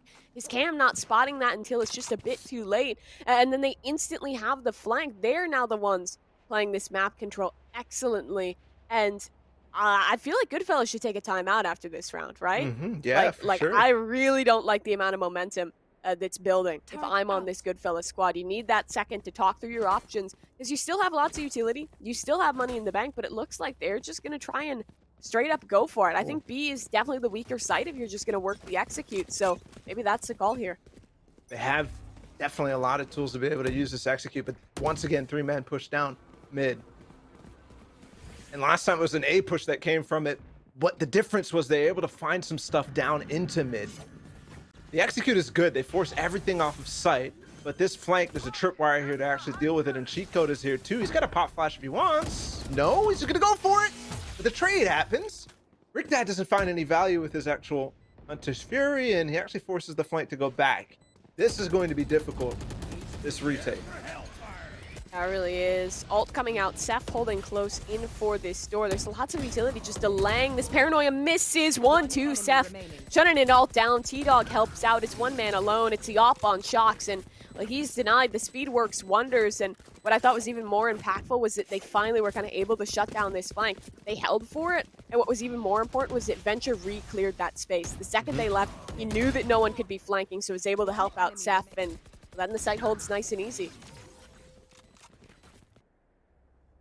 Fantastic stuff from Goodfellas. I mean, you saw the utility that was actually being used, and also thinking about how there's 3 players pushing down mid at the time. You know, there's nobody over there towards B, but once again, looking in the strat book and pushing in towards B this time for Mozzie members. Our drone will go first here. Instead of just one working this lurk, it's a bit of a different look. Brimstone holding towards Link, but again, look at this push up through B. One dies on the site, but the space is getting reclaimed by the Mozzie members, and there's still an opportunity for this retake. Yeah, cheat code's gonna try to push through the tree, but Reprieve, while running, gets the Vandal spray transfer onto cheat code. And they've actually denied the spike plant for quite some time, so a lot of time for them to work through. Zerk still has flashes too, and oh, he doesn't get the shot off. Fiend's gonna punish him. Reprieve still going for it. Zerk 2 against 1, and it's just Venture. They take back 1 the HP. lead. 1 HP, you're right. Oh my goodness. Wow. I feel like we're watching the same game, but someone just flipped the team labels over, because now Mozzie members, they are just working this control perfectly. The second that there was pressure in towards that A site, someone was running out B main and completely cleared there. And then they were able to fully take mid control, work through Cat. Like, the retakes are so easy when all this space is given away. I want to see Goodfellas just slow things down for a second and deny these forward pushes, because right now the information is working against them so heavily. Orb gains, that's no command online now. It's not quite like run it back, so you can't just run into sight and expect to get it, but he's gonna pop it anyways. But Reprieve gets through. What is this? What? He's in the air! And they're gonna be able to get the revive too. So they can still push on the site, but at least the suppression ability has gone away. Molly's coming through still, and I think they'll maybe able to push through. Yes, they will take the A site. Oh, but Fiend falls to the molly. And look, damage dealt onto T-Dog as well. This utility's keeping them at bay for now, and it's positioned towards hell. This is a better post-plant look than we've seen before, but look at this. Retake will be strong. Shock darts forward. It's the flash to start. Playing off the camera. Zerk. Oh, T-Dog with the jump up as soon as that recon bolt comes through as well. T-Dog again. He gets the ace. This man is literally, he's very quiet throughout the entire game, but all of a sudden he just comes through with an ace. You remember the round with the 4K on this map and then the one on Icebox 2? He's just literally such a pop-off potential. Yeah, and that's what's so great about this team. Even the support players can go crazy from time to time, and T-Dog does exactly that. Now he's leading the team, not only in way of IGLing, but also just in way of kills. Absolutely going crazy here. Mozzie Members, the retake just completely shut down by one man. Still have money to work with, but this is kind of their last chance. Circle have some in the bank, but the loss bonus isn't great, so it'll likely be a reset here. And if Goodfellas can win this, they'll likely push this to map point. This starts to get into dangerous territory. Mm-hmm. That it does. Much slower. They've got Zerk and Shocks playing off each other. An operator is on that site, but they push back into this and cheat code damage just punishes them. It'd be dangerous. They won't. Good jump spot. Both teams playing so disciplined all of a sudden. And with the noise cues, they're going to call them back over towards A. This is such a good call from Goodfellas. Really is, but the rotates will still be quick. You see one jump spotting for information as well. So the second this KJ util will break contact, there should be two other players here, and the drone should give it away. Utility up for the execution, but I think it just has to be another retake. This time it is 5v5, but they have that Brimstone ult to worry about. Execute's so nice as well. Look at the coordination, the dash, the drone, the mollies, the smokes, everything. Shock darts coming in, not going to find much. 5v5, don't forget the orbital strike. T-Dog, not only his ult himself, but his gunplay ability too. Is he going to push through? No. For a second it looked like. The deny is still up as well with the fragmentation. Here comes Zerk. T-Dog's there. Cage as well to fall back, and he's going for more. 3 players left to find, and they're all up in heaven. T-Dog trying to bring this game back and save it. Stop the momentum where it stands, and he does just that, and the rest of Goodfellas too. Shocks has to fall back to save the op, but they're chasing. He's actually slowed down, and he gives it up with a couple of jumps. Goodfellas takes back the lead. Well, the coordination between Seth and T-Dog there is just absolutely perfect in that post plant. Brimstone ult goes out, then we throw a Cage in. T-Dog able to push forward, find the first frag. Cage gets popped. We see it here in the replay. This gives him safety and a smoke to play around where Prive has no idea what's going on. And the fact that he holds on to tree control allows for a crunch towards heaven, because once they had that man advantage, they just kept on pushing. They knew how impactful it would be to shut down this economy and to force Mozzie Members onto the save. They do exactly that. Now, it is just the pistols. One hero rifle for Zerk is this time quick in towards B. Seems to be the look. Knife lineup as well. Not really the most critical people to actually tag with that knife, but still gonna cause some distraction. T-Dog's in, so is Shocks down the stairs, but Rick Dad is there for one. Cheat code is just insane sometimes on these trades, and all 3 members left of Mozzie Members are spotted on the flank. Running back available. I don't know if they want to commit it here. Man down, maybe you go for this, try and pressure. You still have that hero rifle to work with. But, I mean, Goodfellas is aware of this. Fiend tucked in towards logs, but the ult is committed, and there's another lineup. This is ridiculous. I mean, KO has been out for, what, 2 weeks, and he's already so proficient with lineups on a very rare situation here. Which is the defense flanking back into B main. Hold on a second. Zerk's actually making this expensive in the west of Mozzie Members too. Acted like he wants to go for it, but no. Maybe he actually did, I don't know. Zerk is kind of a crazy man. I mean, I wouldn't put it past him to try and commit in.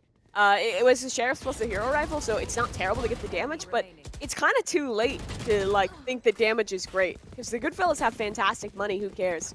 That quick execute was good, but Seth's cam, again, he has a cam for every scenario. Reveals the full flank. They reset the way they're holding site to completely deny that.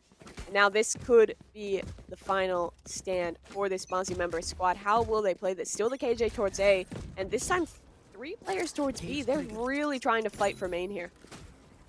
They already know. He already knows. How? I don't know. Both cages expended. No command out to kind of deny them to fall back. They can't find anything. Venture's gotten to run it back down. Shock's not finding anything either. This might be the last hurrah, but Reprieve is here, running through while suppressed. You can actually throw smokes down now. Spike is down. The flash gets him. Oh, Reprieve! That is massive. Streets will get the last one too, and what looked completely scuffed turns off of the back of a absolutely insane 4K from Reprieve. I mean, if there's something to get you back into the game, to get you pumped back up, it's that. Reprieve going absolutely massive opens the door for this squad to still try and take something here in overtime. Good fellas, what here is the change up to try and close out here? The money's a little weird. T-Dog down onto the judge. I wouldn't hate to see them just return to their default, because when they were defaulting, it was just such a good luck. You let Fiend loose a little bit, you let Seth loose a little bit, and they just are always finding frags, always finding ways to open it up. I mean, it happened there, but so did Reprieve. Reprieve just happens sometimes, and it's able to deny everything. Looks like we might have a pause of some kind. Look back at some of these replays. There's so many rounds in this that really you can be like, oh, this is where the game changed. No, this is where the game changed.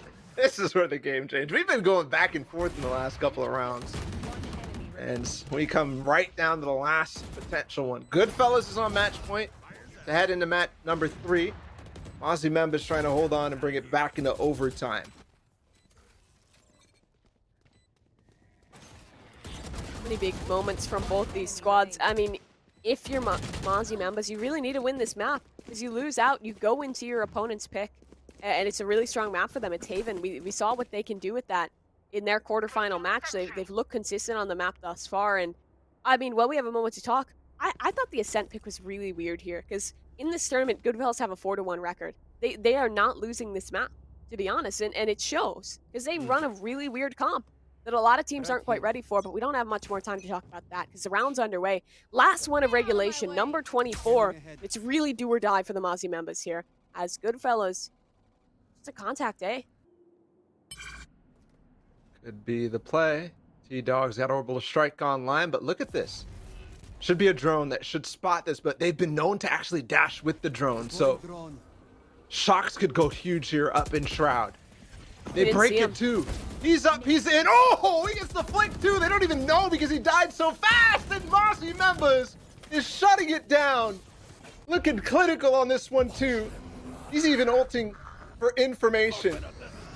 Here's the Orbital Strike on top of the position, but the dash is through. And it's a firing squad now. How to proceed? I don't know if there's a chance for Goodfellas here. Gone up for T-Dog now, so at least both these players will have weapons, but it would take a huge fumble for Mozzie members to lose like this. Dark goes forward. They're just spraying through the smoke. They still have the Spike. Are rotating off. Yeah, they still have Spike. And looks like the play might just be to cut noise, try and re-exec, but at least initially, Mozzie members not fighting. He swings forward, shut down, Venture, last man, 1 versus 5. This really has the inkling of overtime. It does. That it will. 12-12, we end at. Back and forth we went in the second half, but Goodfellas, who was in control in the first time, ends up slipping here. Mozzie members brings it back, but now we're in overtime, and both sides have to play this attacking side to end up clutching through. So how will this end? All I know is that my feelings have changed since watching Icebox and being scared of what that defensive side for Mozzie members meant. They clearly have it. Just potentially not on the Icebox map. This one has been intense. Yeah, the defense has been so strong for them, but what's so good for the Goodfellas is that they get to start defense every single time. They're the team that's likely going to go into those attacker rounds with the round up, so long as basically what we've seen thus far continues. And what's very interesting is that Fiend has invested into an op here. Last cannon, no armor behind this. He has to hit these shots. Oh, that dart's a little short to actually push out his position, so Zerk might be dead. Yeah, he is. That was the freest first kill of overtime I think I've seen.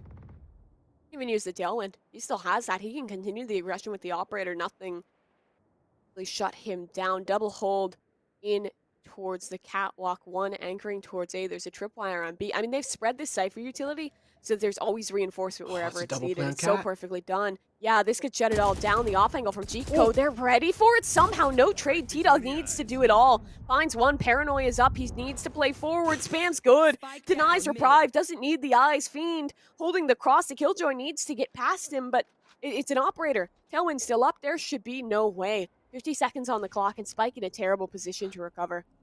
Seth's got the camera too, if he wants to lurk through that shocks. Oh, he saw that ponytail. Oh. Monka S dashes away, but not even really. And yeah, 30 seconds left. Just a fantastic start to overtime here from Goodfellas. Hold on a second. Really still got the camera dart inside of him. Pulls it out finally. That spike is on Cat, so if you... Nah, they're here already. No way, right? Nah, 12 seconds.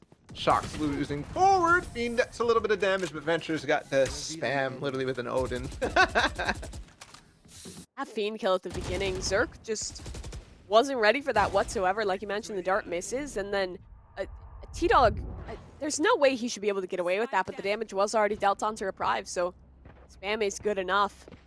Aussie Memba's now on the back foot, but they've been very strong at the defense.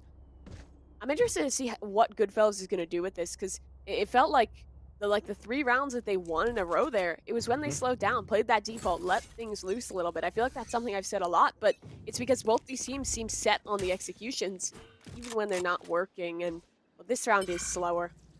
Yeah, both Aussie members started that attack side very slow too. They're going to go drone through B main though, and this didn't really work that often.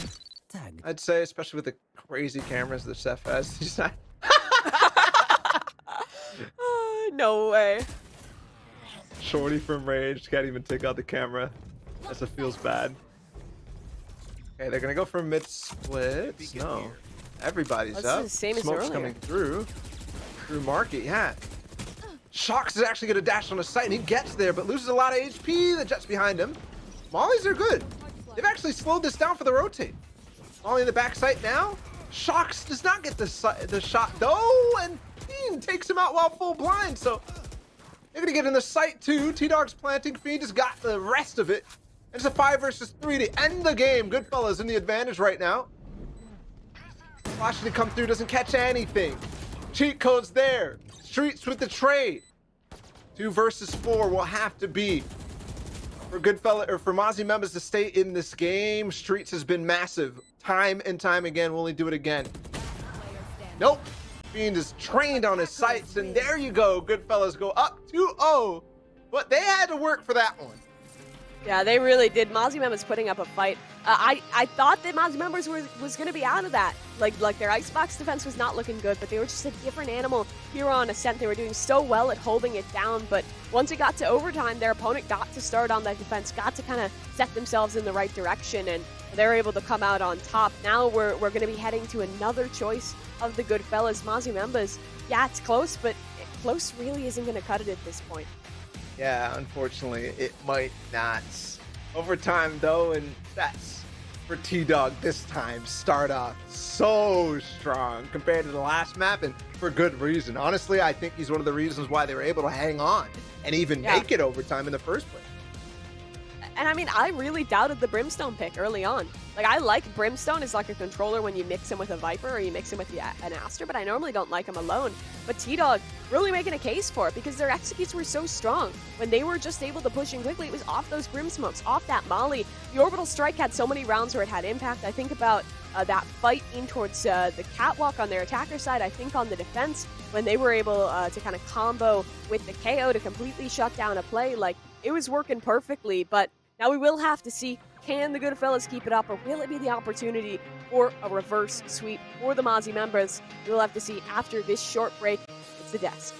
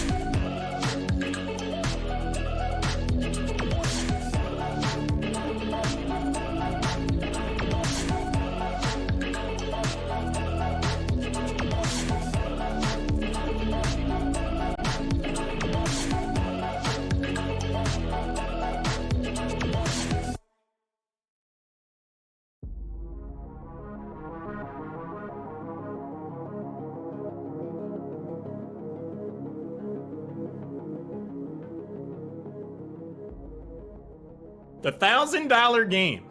As we go into game number 3 of this best of 5 of grand finals between the Mozzie members and the Goodfellas, this next game, it could be the potential difference between $1,000. Our two teams have made it here to the grand finals. First place takes $3,000, second place goes away with $2,000. So to say that there's a lot on the line would be an absolute understatement. I'm Lauren, Baller. Great job casting, Kura. Welcome back onto the desk. Baller, what are some of your thoughts about game number 2? Yeah, I just think that was probably the most fun game I think we've seen all broadcasts, right? Going to the overtime, T-Dog popping off. We had, of course, Zerk on the other side also doing his best to keep his team in the game. I think it was a lot of fun. We saw adjustments, the whole gamut, really. The whole gamut. Kara, what are some of your thoughts about game 2? Yeah, so I remember we were talking in the green room. We were like, all right, it's an 8-4 half. It's a little bit doomed. But then, stats don't lie, I guess, because Mozzie members, their defense, their defense was quite strong, at least bringing it back. But of course, mentioning T-Dog again, just those orbital strikes, I think they were really critical in stopping the rush of Goodfellas, not stopping the rush of Goodfellas, stopping the rush of Mozzie members, and just kind of zoning them off and retaking that A site. I think game 2, for me personally, again, managed to display Mozzie members' grit and tenacity. Things kind of got off to a good start for them, and then Venture yet again just throws a bucket of ice water on their overall momentum and slows things down. But they managed to claw their way back into it. And Curry, you and I were talking round 24. T-Dog and the rest of the Goodfellas, they're in their birthday suits according to chat. And then Mozzie members just takes them to the clothing section of Target, puts some clothes on them, and manages just clutch things out. And we're in there in overtime, and I was just like, could it be? Could this be the turnaround for Mozzie members? And we just saw that Goodfellas decided to yank those clothes back off and ball it. They finished that game out pretty strong, man. Yeah, they did. I mean, I think my biggest takeaway from this is, yes, Mozzie members able to recover that, and they were able to actually go toe-to-toe in terms of the scrappiness that we've been talking about Goodfellas being good at for this entire time, The way that T-Dog is able to play in the clutch situations, and Venture too. They're able to respond just in kind on the other side. I mean, we had multiple rounds where Streets, another 1 versus 3 for him. Like, that was really nice as well. Even when the rounds were chaotic, they were still in the mix, which I don't think we saw on Icebox at all. I would agree with that for sure. And one thing that I thought was really cool about game number 2, Mozzie members, I've kind of labeled them the grit and tenacity team, but they showed no small measure of clutch capability themselves. One thing that was really interesting to me, Kerr, is that we looked through the KDA throughout the course of the match, and Zerk was at the bottom of the KDA for their team, and we've seen that actually before on Thursday, but then he turns up in the second half and just becomes a beast. And that didn't happen here. It was just the rest of the team stepping up to the plate and being the offensive threat that they needed to be. I think it's a really good sign that we could potentially see game number 4 here, because Mozzie members are so well-rounded in who can turn up. I was going to say, Zerk did use that run it back to kill both Fiend and Cheat Code on that A site when they were on attack. So, that's going to be my play for Zerk. I agree with that. In terms of the Phoenix choice and the difference in the agent selection, Baller, how do you feel the change from a mirror match to having a different comp worked out, or was perhaps even a hindrance for Mozzie members? Yeah, I think it's not necessarily always that there's going to be like, oh, they're going to get like 4 more rounds because they have a different comp that, whatever. They still had a game plan with the comp that they had. You're talking about Zerk, right? He was farming those orbs. I think one of the reasons why he's actually lower on the scoreboard on those attack sides, because the game on Thursday as well, he was low on that attack side, is because they kind of are using him as the linchpin, right? He's always getting the orbs, always running it back into the site, and not really necessarily in a position to be, behind his teammates, where he has the position to frag out to get a couple extra ones on top of it. So that being said, him on Phoenix is specifically catered to that, because he can get those ults up online so fast. 6 orbs only. I think it's a really good point. I'm glad to see Zerk go back onto the Phoenix. The playmaking potential definitely made itself apparent. Kerr, I'm seeing KO again. The same agent loadout, I believe, from Goodfellas. Yep, I mean, of course, we expected that on Haven to bring out the KO. I think Zero Marksman brought it out on Thursday, so definitely not too surprised there. Mozzie members, they really struggled on Haven. I believe that was the 13-4 game that they did lose against Zero Marksman. But, I mean, as we've seen, they've adapted some of the strategies in using the flanks and using those pinches, especially in that last map. In one of those rounds, they were able to pinch Goodfellas onto that site and make sure they couldn't get out. So I'm expecting them to use that really early on in this game, if they've learned anything from yesterday. Not yesterday, Thursday. Mozzie members, they definitely are no strangers to adaptation.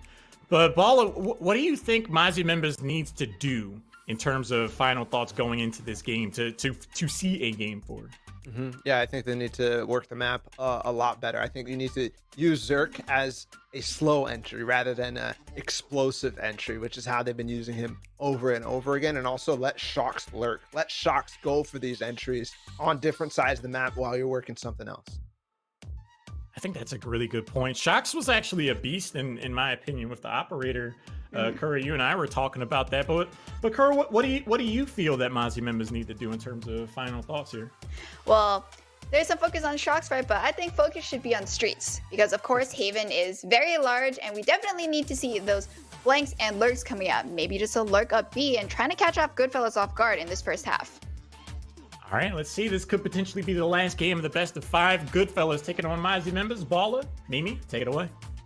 Thank you, guys. It's here, map number 3, potential to close out the grand finals right now for Goodfellas, but Mozzie members, they've got grit, they've got tenacity, that's for sure, Mimi, and I think they're going to try to hold on for one more map.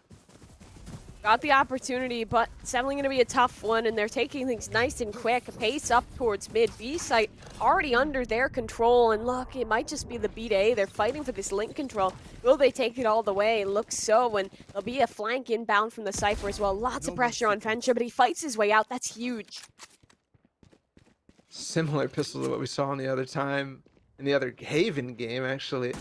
Taking a page out of Zero Marksman's book. They do get the sight, but the difficulty here is Venture's already got the flank potential.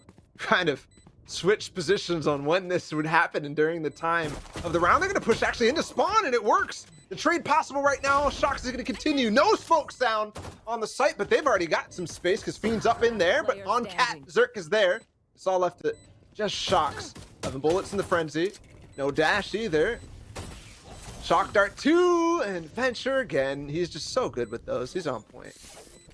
I like the aggression in towards spawn, but what I like even better is the adjustment from the Goodfellas. Venture had already fought his way in towards that flank, so they see that pressure towards spawn. The Cypher just goes to join them, and well, they basically turn the flank on its head, make that the primary assault, and they're able to shut down nice and clean. Great work from Steph and Venture, especially in that round. Mozzie members, I mean, I think the only reason, to be honest, that game went to overtime was because Mozzie members won every pistol. They won a bolt, they converted off them both, and when they don't have that, then things look a little bit more dire, but still only the first round, and well, what they are doing is a force buy. We haven't seen them from them just yet. It was working for Goodfellas before. See if they can get it done. Already a top C smoke, but there's 3 players there. I think they might want to try to pop out of the smoke, but that might be telegraphed. Here it comes. It is going to be exactly that. Flash through as well at the same time as the paranoia. T-Dog is stuck in the corner, but they're all flashing themselves. It doesn't matter though. Ooh, they've cleaned up the back of sight. Still won it. Cheat code. He's gone too. So it all works. The force worked for Goodfellas last time, but this time we've also got, oh my goodness, this could be massive. Hello? Oh no. Venture in the 1 versus 4. He's already got 1 because of the shock. Another on logs. They're spread out. They've all fallen apart from each other. Finally, Venture not able to move forward. Streets falls back, but he's low enough that this could be a massive spray transfer from Garage. 18 bullets in the Spectre 2. He heard him. There he is. He's on default. No way! Did that just happen? He brings it back. Venture with the 1 versus 4. How many clutches is that for him at this point? I don't know. It feels like every time that anything looks like it's going awry for Goodfellas, Venture is just there. He's the safe hands for this squad. And I feel like he won them that pistol round, and he damn well won them this second. A 1 versus 4. The shock darts, fantastic to open things right on up. Poor Shocks got shocked, and I mean, if you're the Mozzie members, this just hurts because this shouldn't be happening. This shouldn't be possible. It looked like they were playing that correctly, right? They had the crossfire, but the swings never came forward in the right time. Venture denies it all, and that was their force buy. Now they're just on to Sheriffs, and this keeps the ball rolling super early on for the Goodfellas. Look at this aggression, too. They've already cleared down C long. Ooh. Will it matter, though, if they've already opened up the B sites? Oh, again. Going for it again, but the drone is in for Venture. Mimi, you keep calling him out. He's so good at these micro little adjustments. When there's a possibility of a play, he shuts it down right away, although this might get very hard for him to deal with. Shock's already in the corner. He's on the box. They're going to push this, though. Dash away. Oh, I love it. That's great. Reprieve comes in after the dash. They've taken up control of all of this, and the spike is not really planted for them over towards A-Link. There's a shot through from Reprieve as well. They're going for the half. I don't think he got the half there. No, he did. And it doesn't matter anyways because, wow, they weren't there on the spike. It wasn't planted for them. The 2 lanes that they're controlling made it easy. Yeah, that was really nicely played out of the Mozzie members. They're able to get that spike down nice and quickly, and then they're instantly fighting for a link. They know that there's only been 1 man anchoring there, so they're able to isolate him and then just hold that ground. I also love that they give up the space mid, right? They know how impactful that link control can be, so they're perfectly comfortable to just turn away, shut things down nice and quickly. And this net's a first for the Mozzie members. Even though it was kind of a bonus, they did have to reinvest, so it's an eco up for Goodfellas. Not a bad round whatsoever, and the pace will continue unsurprisingly. It's quick in towards A. Still only 1 man anchoring, and those rotates a world away. Venture has to do it all, and he's not going to be able to muster. It's just the retake play. Gotta be careful with those shocks, though. He's gonna plant in a safer position. Nope, shocks are good. Oh no, they're jumping out with that? I don't know about that. Well, it still gets the spike planted down, and now they've actually waited out the smoke, so they could push with this, especially with the drone. Fiend another! Starting to get scary, and Zerk's in no position to use the run it back unless he can fall back up towards Catwalk, and they'll do just that with the blaze wall up. The pace change right now. It looks like they want to actually go for exit. Shock darts coming in and a recon bolt. They've got to be careful. They're swinging on this. Zerk's here. Suppression has happened. Venture's still inside of spawn, but Fiend has dropped down and steps with them too. Zerk cleans it up though. And I like the ideas from Goodfellas there, but the gunplay is just too strong. I thought that was a double shock lineup, but it was a recon and the knife coming in. So this guy is just a nerd at it. Like, cheat code has clearly put some time in the lab to get those knife lineups going. We've also seen he has a lot of molly lineups. I've seen a lot of KOs kind of use that that molly for the close corner on graffiti. I'd expect him to keep that kind of cheekiness up. So they do show that utility early on, so Mozzie members will be aware of it. But I mean, pulling back to the round overall, it was just an anti-eco. It's a good hold in the post plant. They're able to shut things right on down. Find this a 2-2 scoreline. Run it back available in this one, so they want to keep this pace quick. Yeah, into garage. He's going to use it, puts himself right in the corner. He's going to maybe wait for the smoke a little bit for it to get onto window. There it is. Oh, he's going to go all the way up in towards spawn, it looks like, with the way that smoke went. Yeah, this might catch, actually. 1? No, wow. Oh, that's false information. They can reclaim this space immediately. Shock's not going to be ready for it. Cheat code to double. Hunter's Fury up. This is so weird. Shock's falls away, is alive, but loses that positioning. Hunter's Fury does nothing. 5 versus 3 Mozzie's members. They have to fight their way back out. They have to find this spike. T-Dog there shuts down 1. Crossfire can be established. T-Dog falls, but what's the matter? His trade is in quick. Cheat code to shut it down. Perfectly played there. What was the idea? What was the idea with those double smokes there and the running back? Because I was a little lost as that was happening. Exactly. I mean, they wanted to clear the space, but the jet was just too late. I think their spacing just got off. Yeah, definitely a possibility. Well, good ideas still, I think, for Mozzie members. At least the fact that they have that in their playbook, to me, tells me that there's going to be a lot more on this attack side than we saw from Ascent. Venture's 8-2 right now on the Sova. I feel like it's a name we didn't talk about too much in those previous maps, but he's finding all the impact here, and Fiend as well. This little corner, the right click and Sewers can do so much with Streets. Nice shot, shuts it down.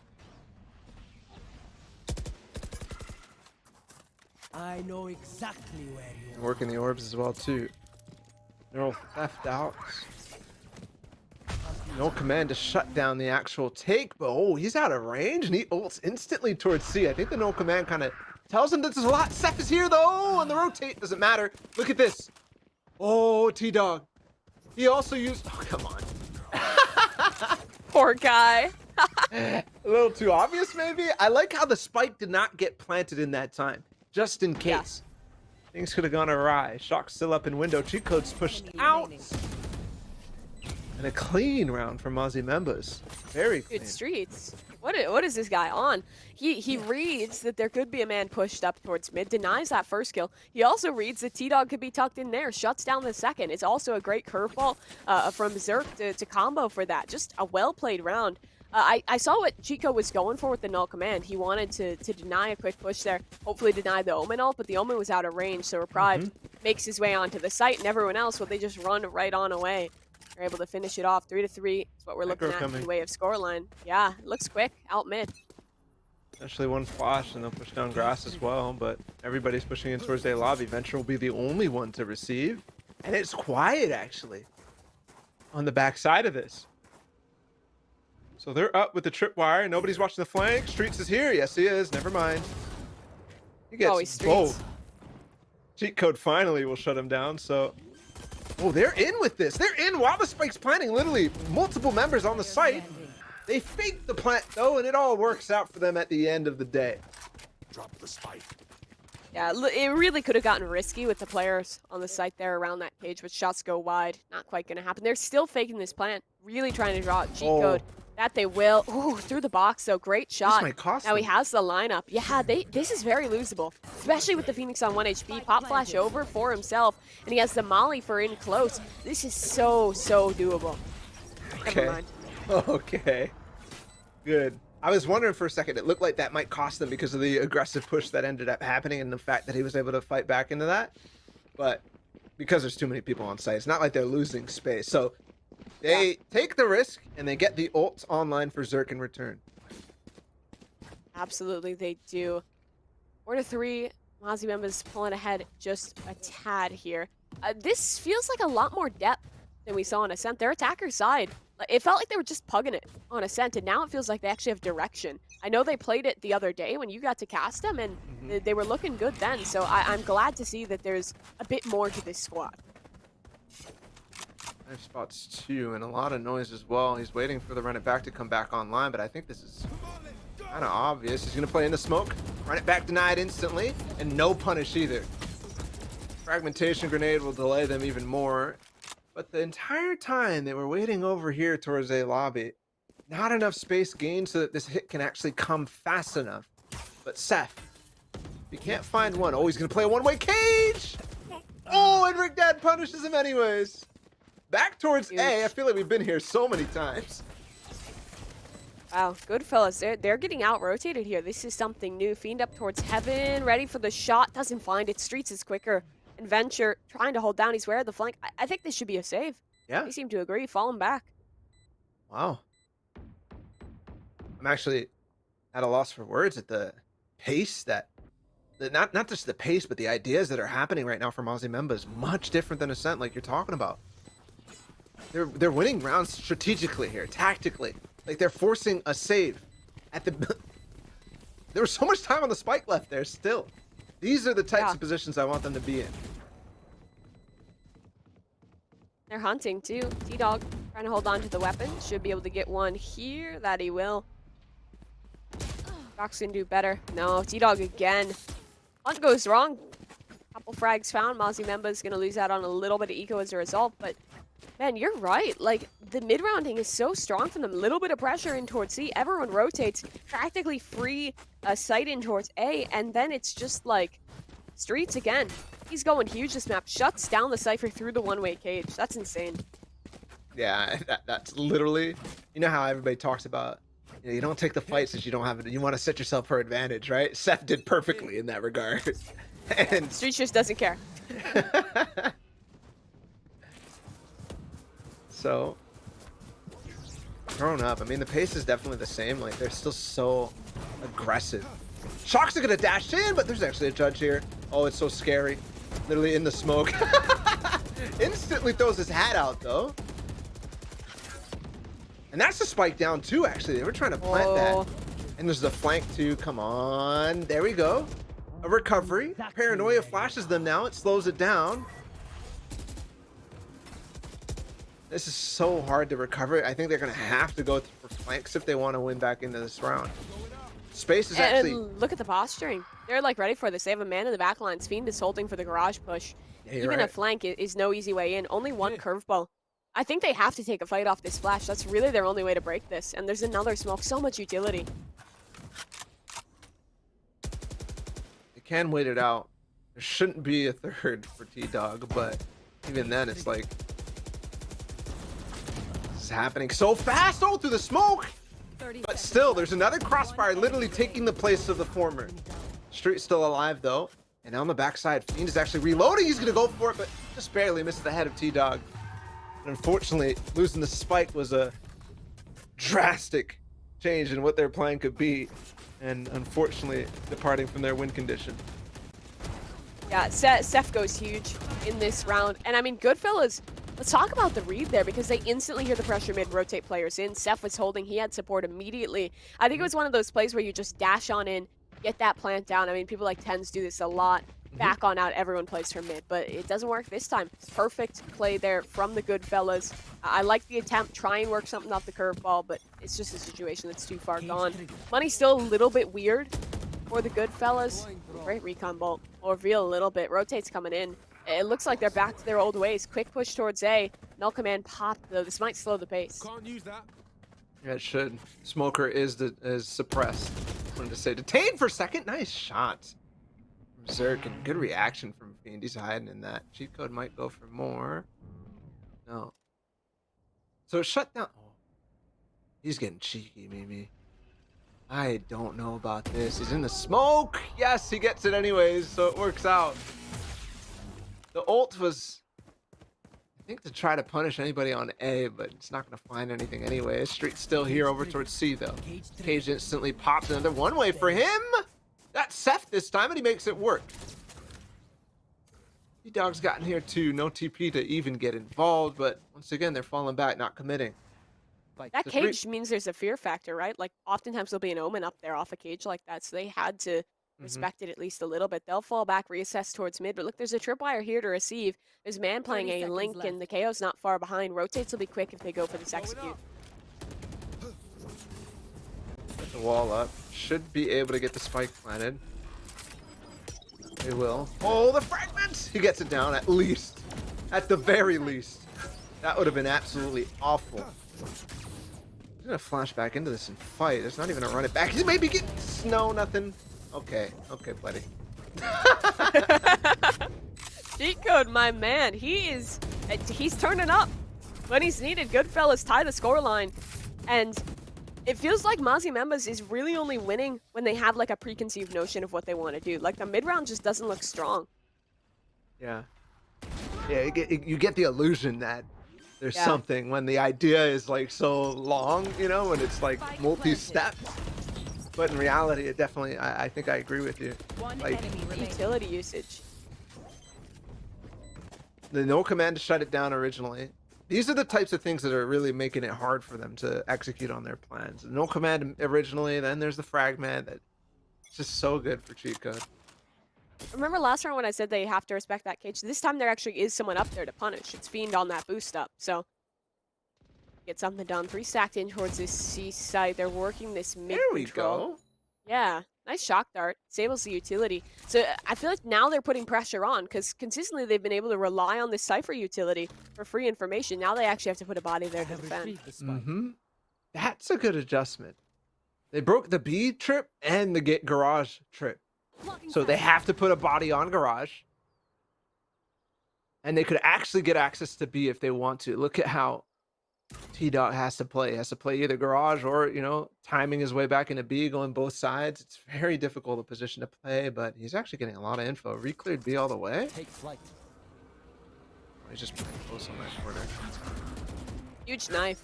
That'll delay this push yet again. There's an ult in, but he can't come in it because his team has no way to push off of it. They're still holding close. Smoke's come forward for support. Zerk still trying to force the matter. Lurk. Oh my god, how does he hit that? Now there's a flank factor of Pride can go so huge in this situation. Zerk forward. Flash misses. Trades come through. 2 versus 3. It's a retake. Plants is down. You're gonna press ahead of this cage. Oh, I think there's a little bit of a gap. No, it's not. He thought so too. Seth down in spawn. Is this doable? There's a player in graffiti. Has to clear out with the cam. Can't even reach. Instead, he's gonna go for it from this side. Doesn't clear it though.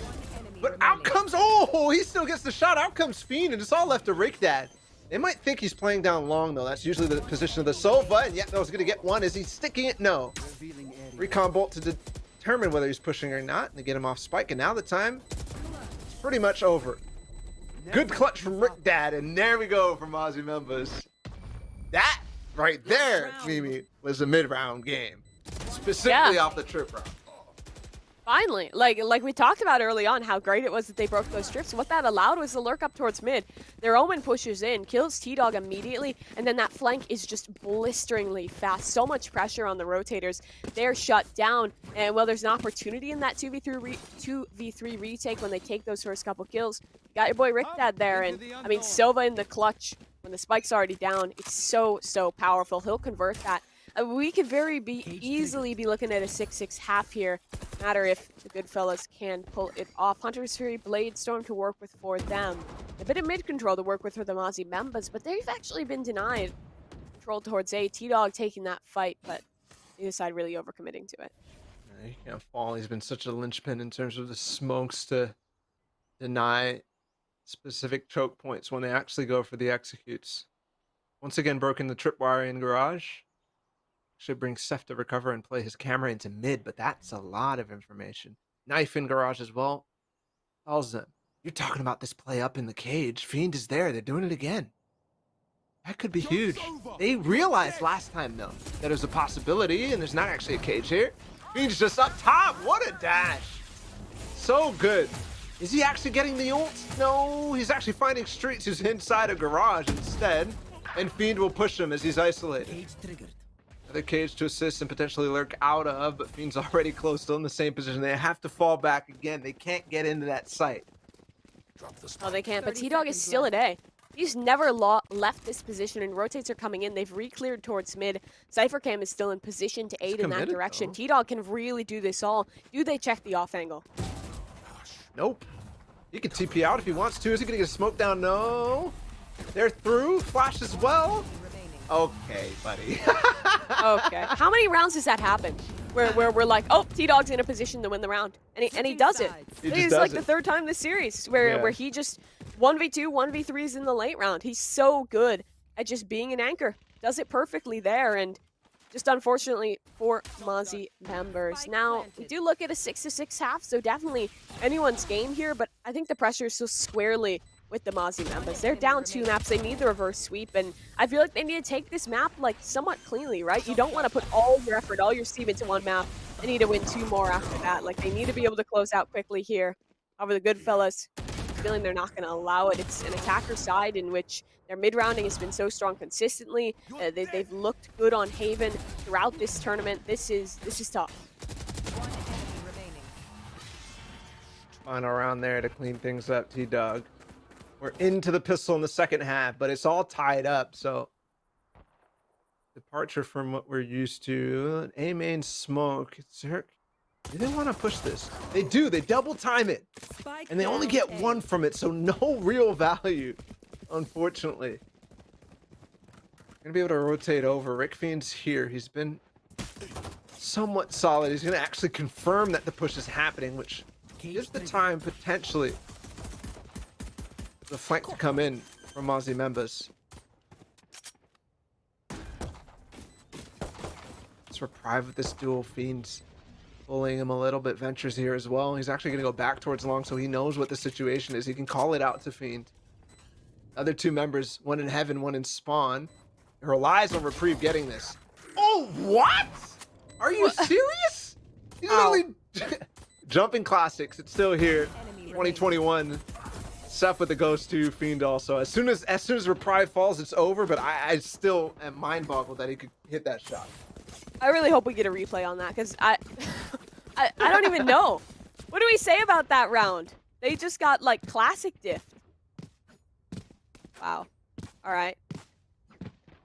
Well, looking forward here, it's like buy up for the Goodfellas, a likely 8th round. I like that the Mozzie members are respecting this. When the scoreline is so close, I don't think it's worth the risk of committing a force buy into this one because their force buys haven't really worked consistently. In that first half, I believe they did put an investment, didn't work in their favor. They had to be relegated to winning that third. Now, good recon dart, T-Dog.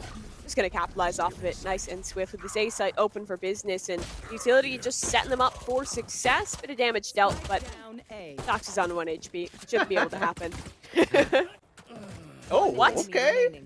Yo, this classic verse is hitting right now. I don't know. Everybody just switch off. Add your Maybe they prime. just use classics. Exactly. Equip the prime classics, start jumping around. That'd be a life. Actually, I don't want to live in. Write that one down. I think they're aware. Oh yeah, 100%.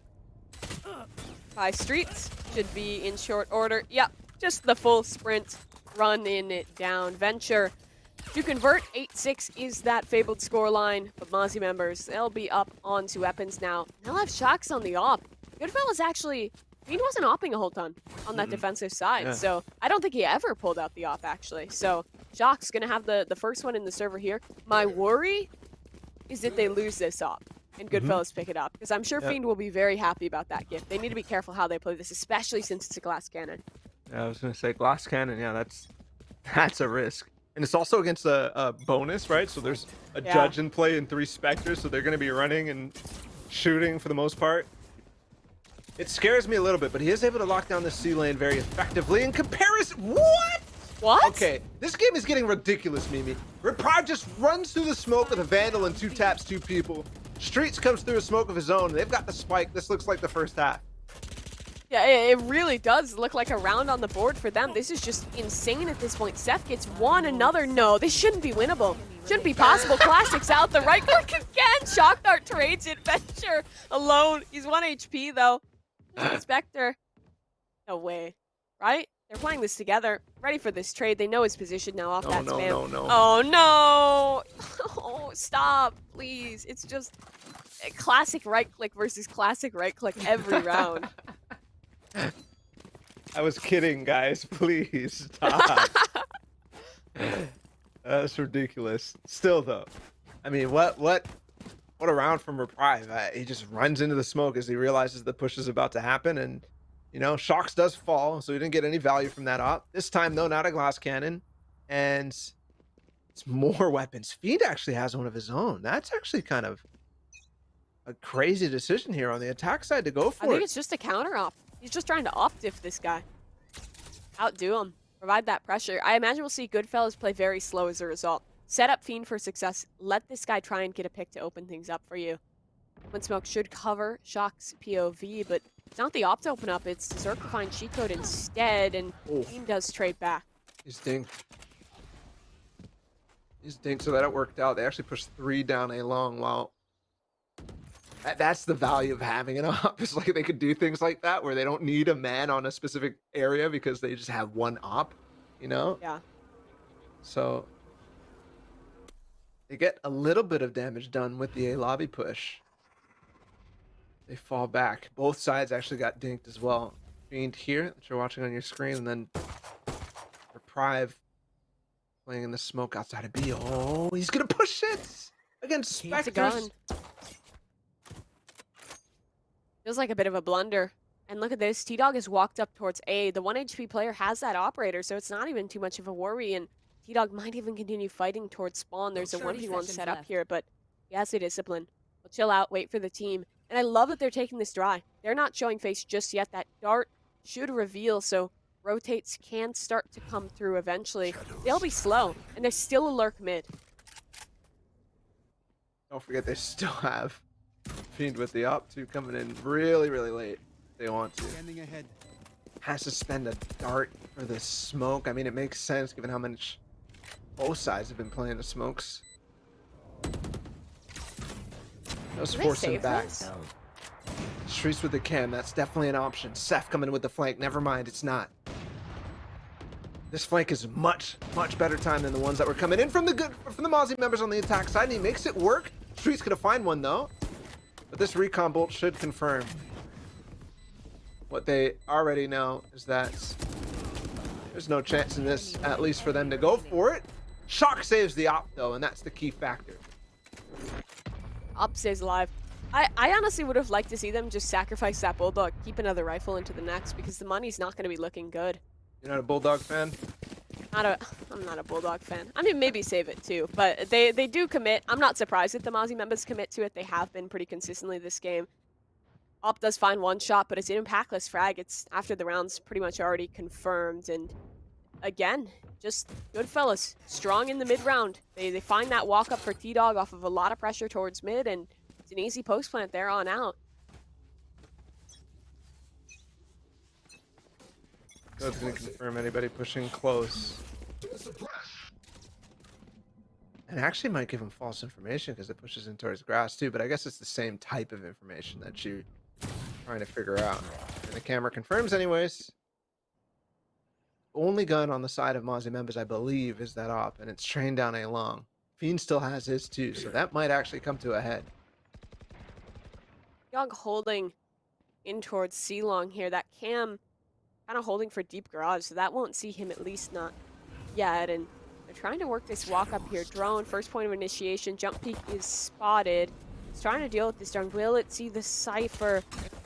Looks likely. That's a huge chunk of information. They know that I think 3 people are here, so they'll rotate off, but it's a Hunter's Fury first. Might just convert the frag. That it will.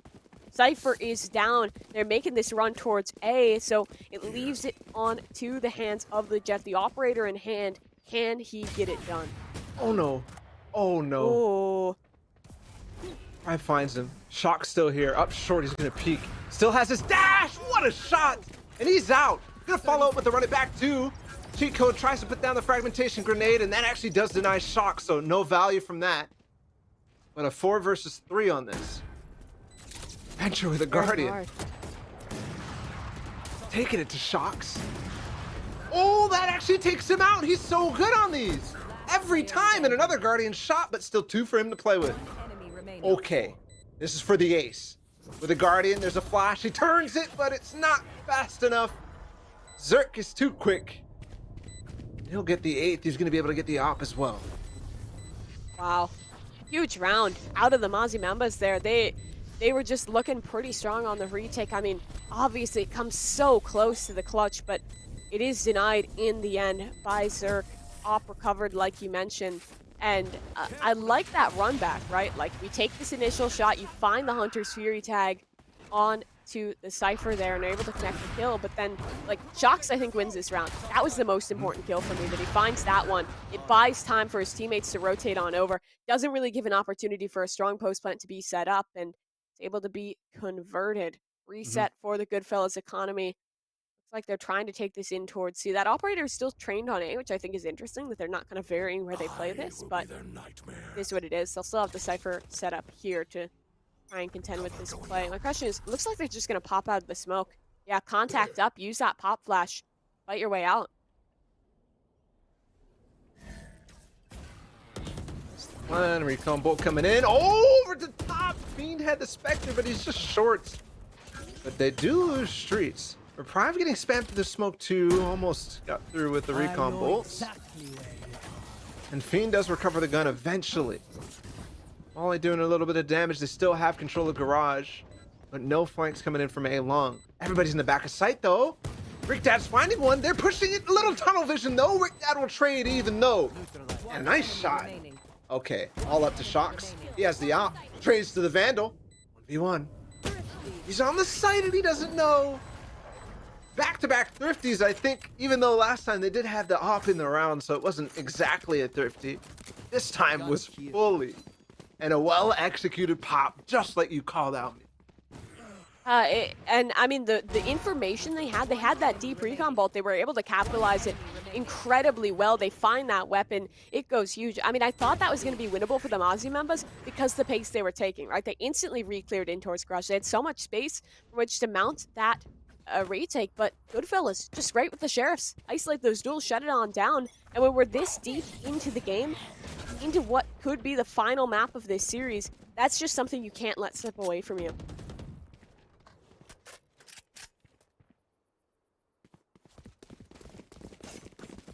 I like it. Notice how they walk the entire way back and then instantly all start running together? That's because they know their range is far enough for them not to hear. They're going to have a 3C sight. The suppression comes in, but they're going to realize very quickly that there's nothing here. And what that's going to tell them is that there's going to be an A flank. There's going to be somebody down long C. Because they realize that everybody went back towards A. You see, instantly, Fiend is trained on the angle. And that's the knives as well. That was the most dangerous weapon to take out of the server here. And look at the setup for this knife. This will really stunt the retake. No utility to work with. And no, they're just pushing straight on out. T-Dog trying to hold, finds the first. Cheat Dog as well. Cheat Dog, that's not quite his name, but both these players working in conjunction. You could almost call them that. It's a flawless round. It's that duo. They've been so good. Cheat Dog. I mean, that is They're working together, man. They really are. I mean, they really are. Time and time again. Look at this cross. One on default, pushing the logs right as T-Dog takes contact. I mean, if that's not working together, if you don't ship them immediately, I don't know what to tell you. That's Cheat Dog. That's all it is. Pounds away. Closing the series out with a nice quick 3-2-0. Mozzie members, what will their reply be? Operator's still up for Shocks. I want to see this guy take the op a little more aggressive. He's been playing these pretty passive lines towards A, generally just holding down, and that means he hasn't found the opportunities early on. So maybe a chance to change it up. They're leaving. It's a full retake play, but he's ulting spawn. No, cancels it out. That's when your Omen's just like, yeah, I just don't want this ult. Let me just waste it real quick. It did actually cause Reprieve to go all the way into spawn and check, though. Funny interaction there. Dude, they're so scared now. Look. Yeah, they're rotating like crazy. They have to check back gong. They have to check everything. They're like, wait, what the heck? Oh, that's hilarious. Cypher setup is built for this, though. For leaving A up to this retake. It's off that run it back, and oh my god, what a shot. Reprieve just plucked out of the window. Spike is still leading A side. Will this pull rotates even further? Because that could be crucial. Shock still holding. Trying to contain possible play up towards Garage. He has the angle to shut down cheat code. The question is, will they go over peek it? Oh. Not only this, but Goodfellas is working them this round. I mean, talk about a useless ult, like an ult that seems useless at first glance, completely changing the way the round is playing. He's on A. Falls back eventually anyways. Shocks is in the back of sight. Zerk's here as well. Hold on a second. This is not going as intended. 12 seconds left. They got to get the spike down. Goodfellas. There's two players here. Shocks! He goes through with the smoke. But it's only one remaining, and they're going to get the spike down eventually anyways. Looks like we might be going to match point. Streets is not going to be able to hold off a little longer, and this is dire now. I don't know what happened in the final seconds of that round, but this becomes dire. Their eco should be shot. Oh, that's not what you want to see. It's a match point. It's tournament point. Everything on the line right here, right now. What they have to muster. Bulldogs, everything. I mean, the mind games are just getting played so well, Bala. They just ult on in. It does nothing, like you say, but then they have to clear everything. They're so paranoid. They're so worried. And it almost loses the round for them. There's an opportunity for a play to be made there, but it just doesn't happen. Little bit too much time on the clock. Shocks now has an opportunity with the op. Finally, he's able to find an opener. This could be it. They only need 4 rounds to take it to overtime. It's still a possibility. He's going for it again. He picked up the op and went for it for a second time. Has to use his dash to get out. Knife now, we're not really going to do much, although he could be ulted here. I'm surprised he didn't because he's suppressed. Here it comes. The run it back coming in from Zerk, though. He's in the back of sight. Shocks is gone. He couldn't updraft away. Zerk coming in instantly gets denied. And even though there was an opening pick, it looks like things might actually end up going drastically in the other way. Mozzie Members has to fight with 3 against 4. Post-plant retake to hold on to the series. Keep their dreams alive of playing on Breeze one time in the tournaments. All 3 coming in from spawn. The flash is good from Cheat Code, but it's a trade. Unfortunately, Zerk is quick. T-Dog still on the site anchoring. Seth is there. Ventures all the way back. No Hunter's Fury now, but maybe Shock Darts to play for. Still clearing the back site. Nice smoke here from T-Dog to play off of. One enemy remains. And yeah, there it is. A shot from Venture, a shot from Seth at the same time as T-Dog pushes in. Goodfellas are your champions of the PAX Arena Almost Pro after beating and winning a 3-0. They will take home that entire, well, not the entire, but the lion's share of that $10,000 prize pool. It was just a really well-played grand finals from them. Overall, it was just looking clean. The mid-round calling was perfect. Came super duper close on that second map, and it looked like there was an opportunity here on the third. But I mean, looking back at it, this is a team baller where it felt like every single member had their game, had their moment. T-Dog, he was Mr. Ascent. Venture going huge in this one. Cheat Code consistent. Fiend and Seth especially huge on that first map. Like, everyone had their moment to shine. And it just felt like it was a team that was more experienced, more structured than their opponents. And that's not to diss on the Mozzie members. They definitely got outclassed a little bit today, but they're still a team with a lot of potential. And big props to them for making it this deep and for making these maps so close. Yeah, 100%. I mean, you talk about grits, like Aloran is known to say over and over about this team. He's right. And that's the reason why they were in the grand finals. The reason why they were able to take out their marksman and actually make these games close too. Because you remember, we were like Ascent, not look good for them at the start. They managed to bring that back to OT. Icebox, you know, they followed through a little bit and then ended up falling short on defense. But either way, Goodfellas, I think definitely turned at least my perception of them. That's my first time watching this team, and I think that they definitely have the chance to make it in a deep place in this community. Yeah, I think so, absolutely. It's a team that has a lot of players that have never really had their chance on a roster that's really shining and finding consistent success, but now here they are, winning a tournament, taking home a ton of money to try and make something happen. So you really do love to see it for this Goodfellas squad. But that about does it for me and you, Bala. I mean, personally, it was fantastic to be a part of this event. So many teams that I kind of knew nothing about going in, and we got to see them make these deep runs, make these huge plays. It's just been a great experience. Yeah, that it has. I mean, over, I think, a couple of weeks, or a week as well, and they've been playing through group stages, and a lot of people playing in this, and now to end up coming out on top, it definitely feels good. There's you know, a lot to be said about a tournament like this, and I'm definitely happy to be a part of it. Great to cast with you as well. That was a lot of fun for sure. Hopefully in the future we get to do it again. Maybe some of these guys too. Goodfellas looking up and looking bright. Yeah, absolutely. Well, it has been a fun one overall. To close us out for the PAX Almost Pro 10K, we'll throw it right on back to Jeff.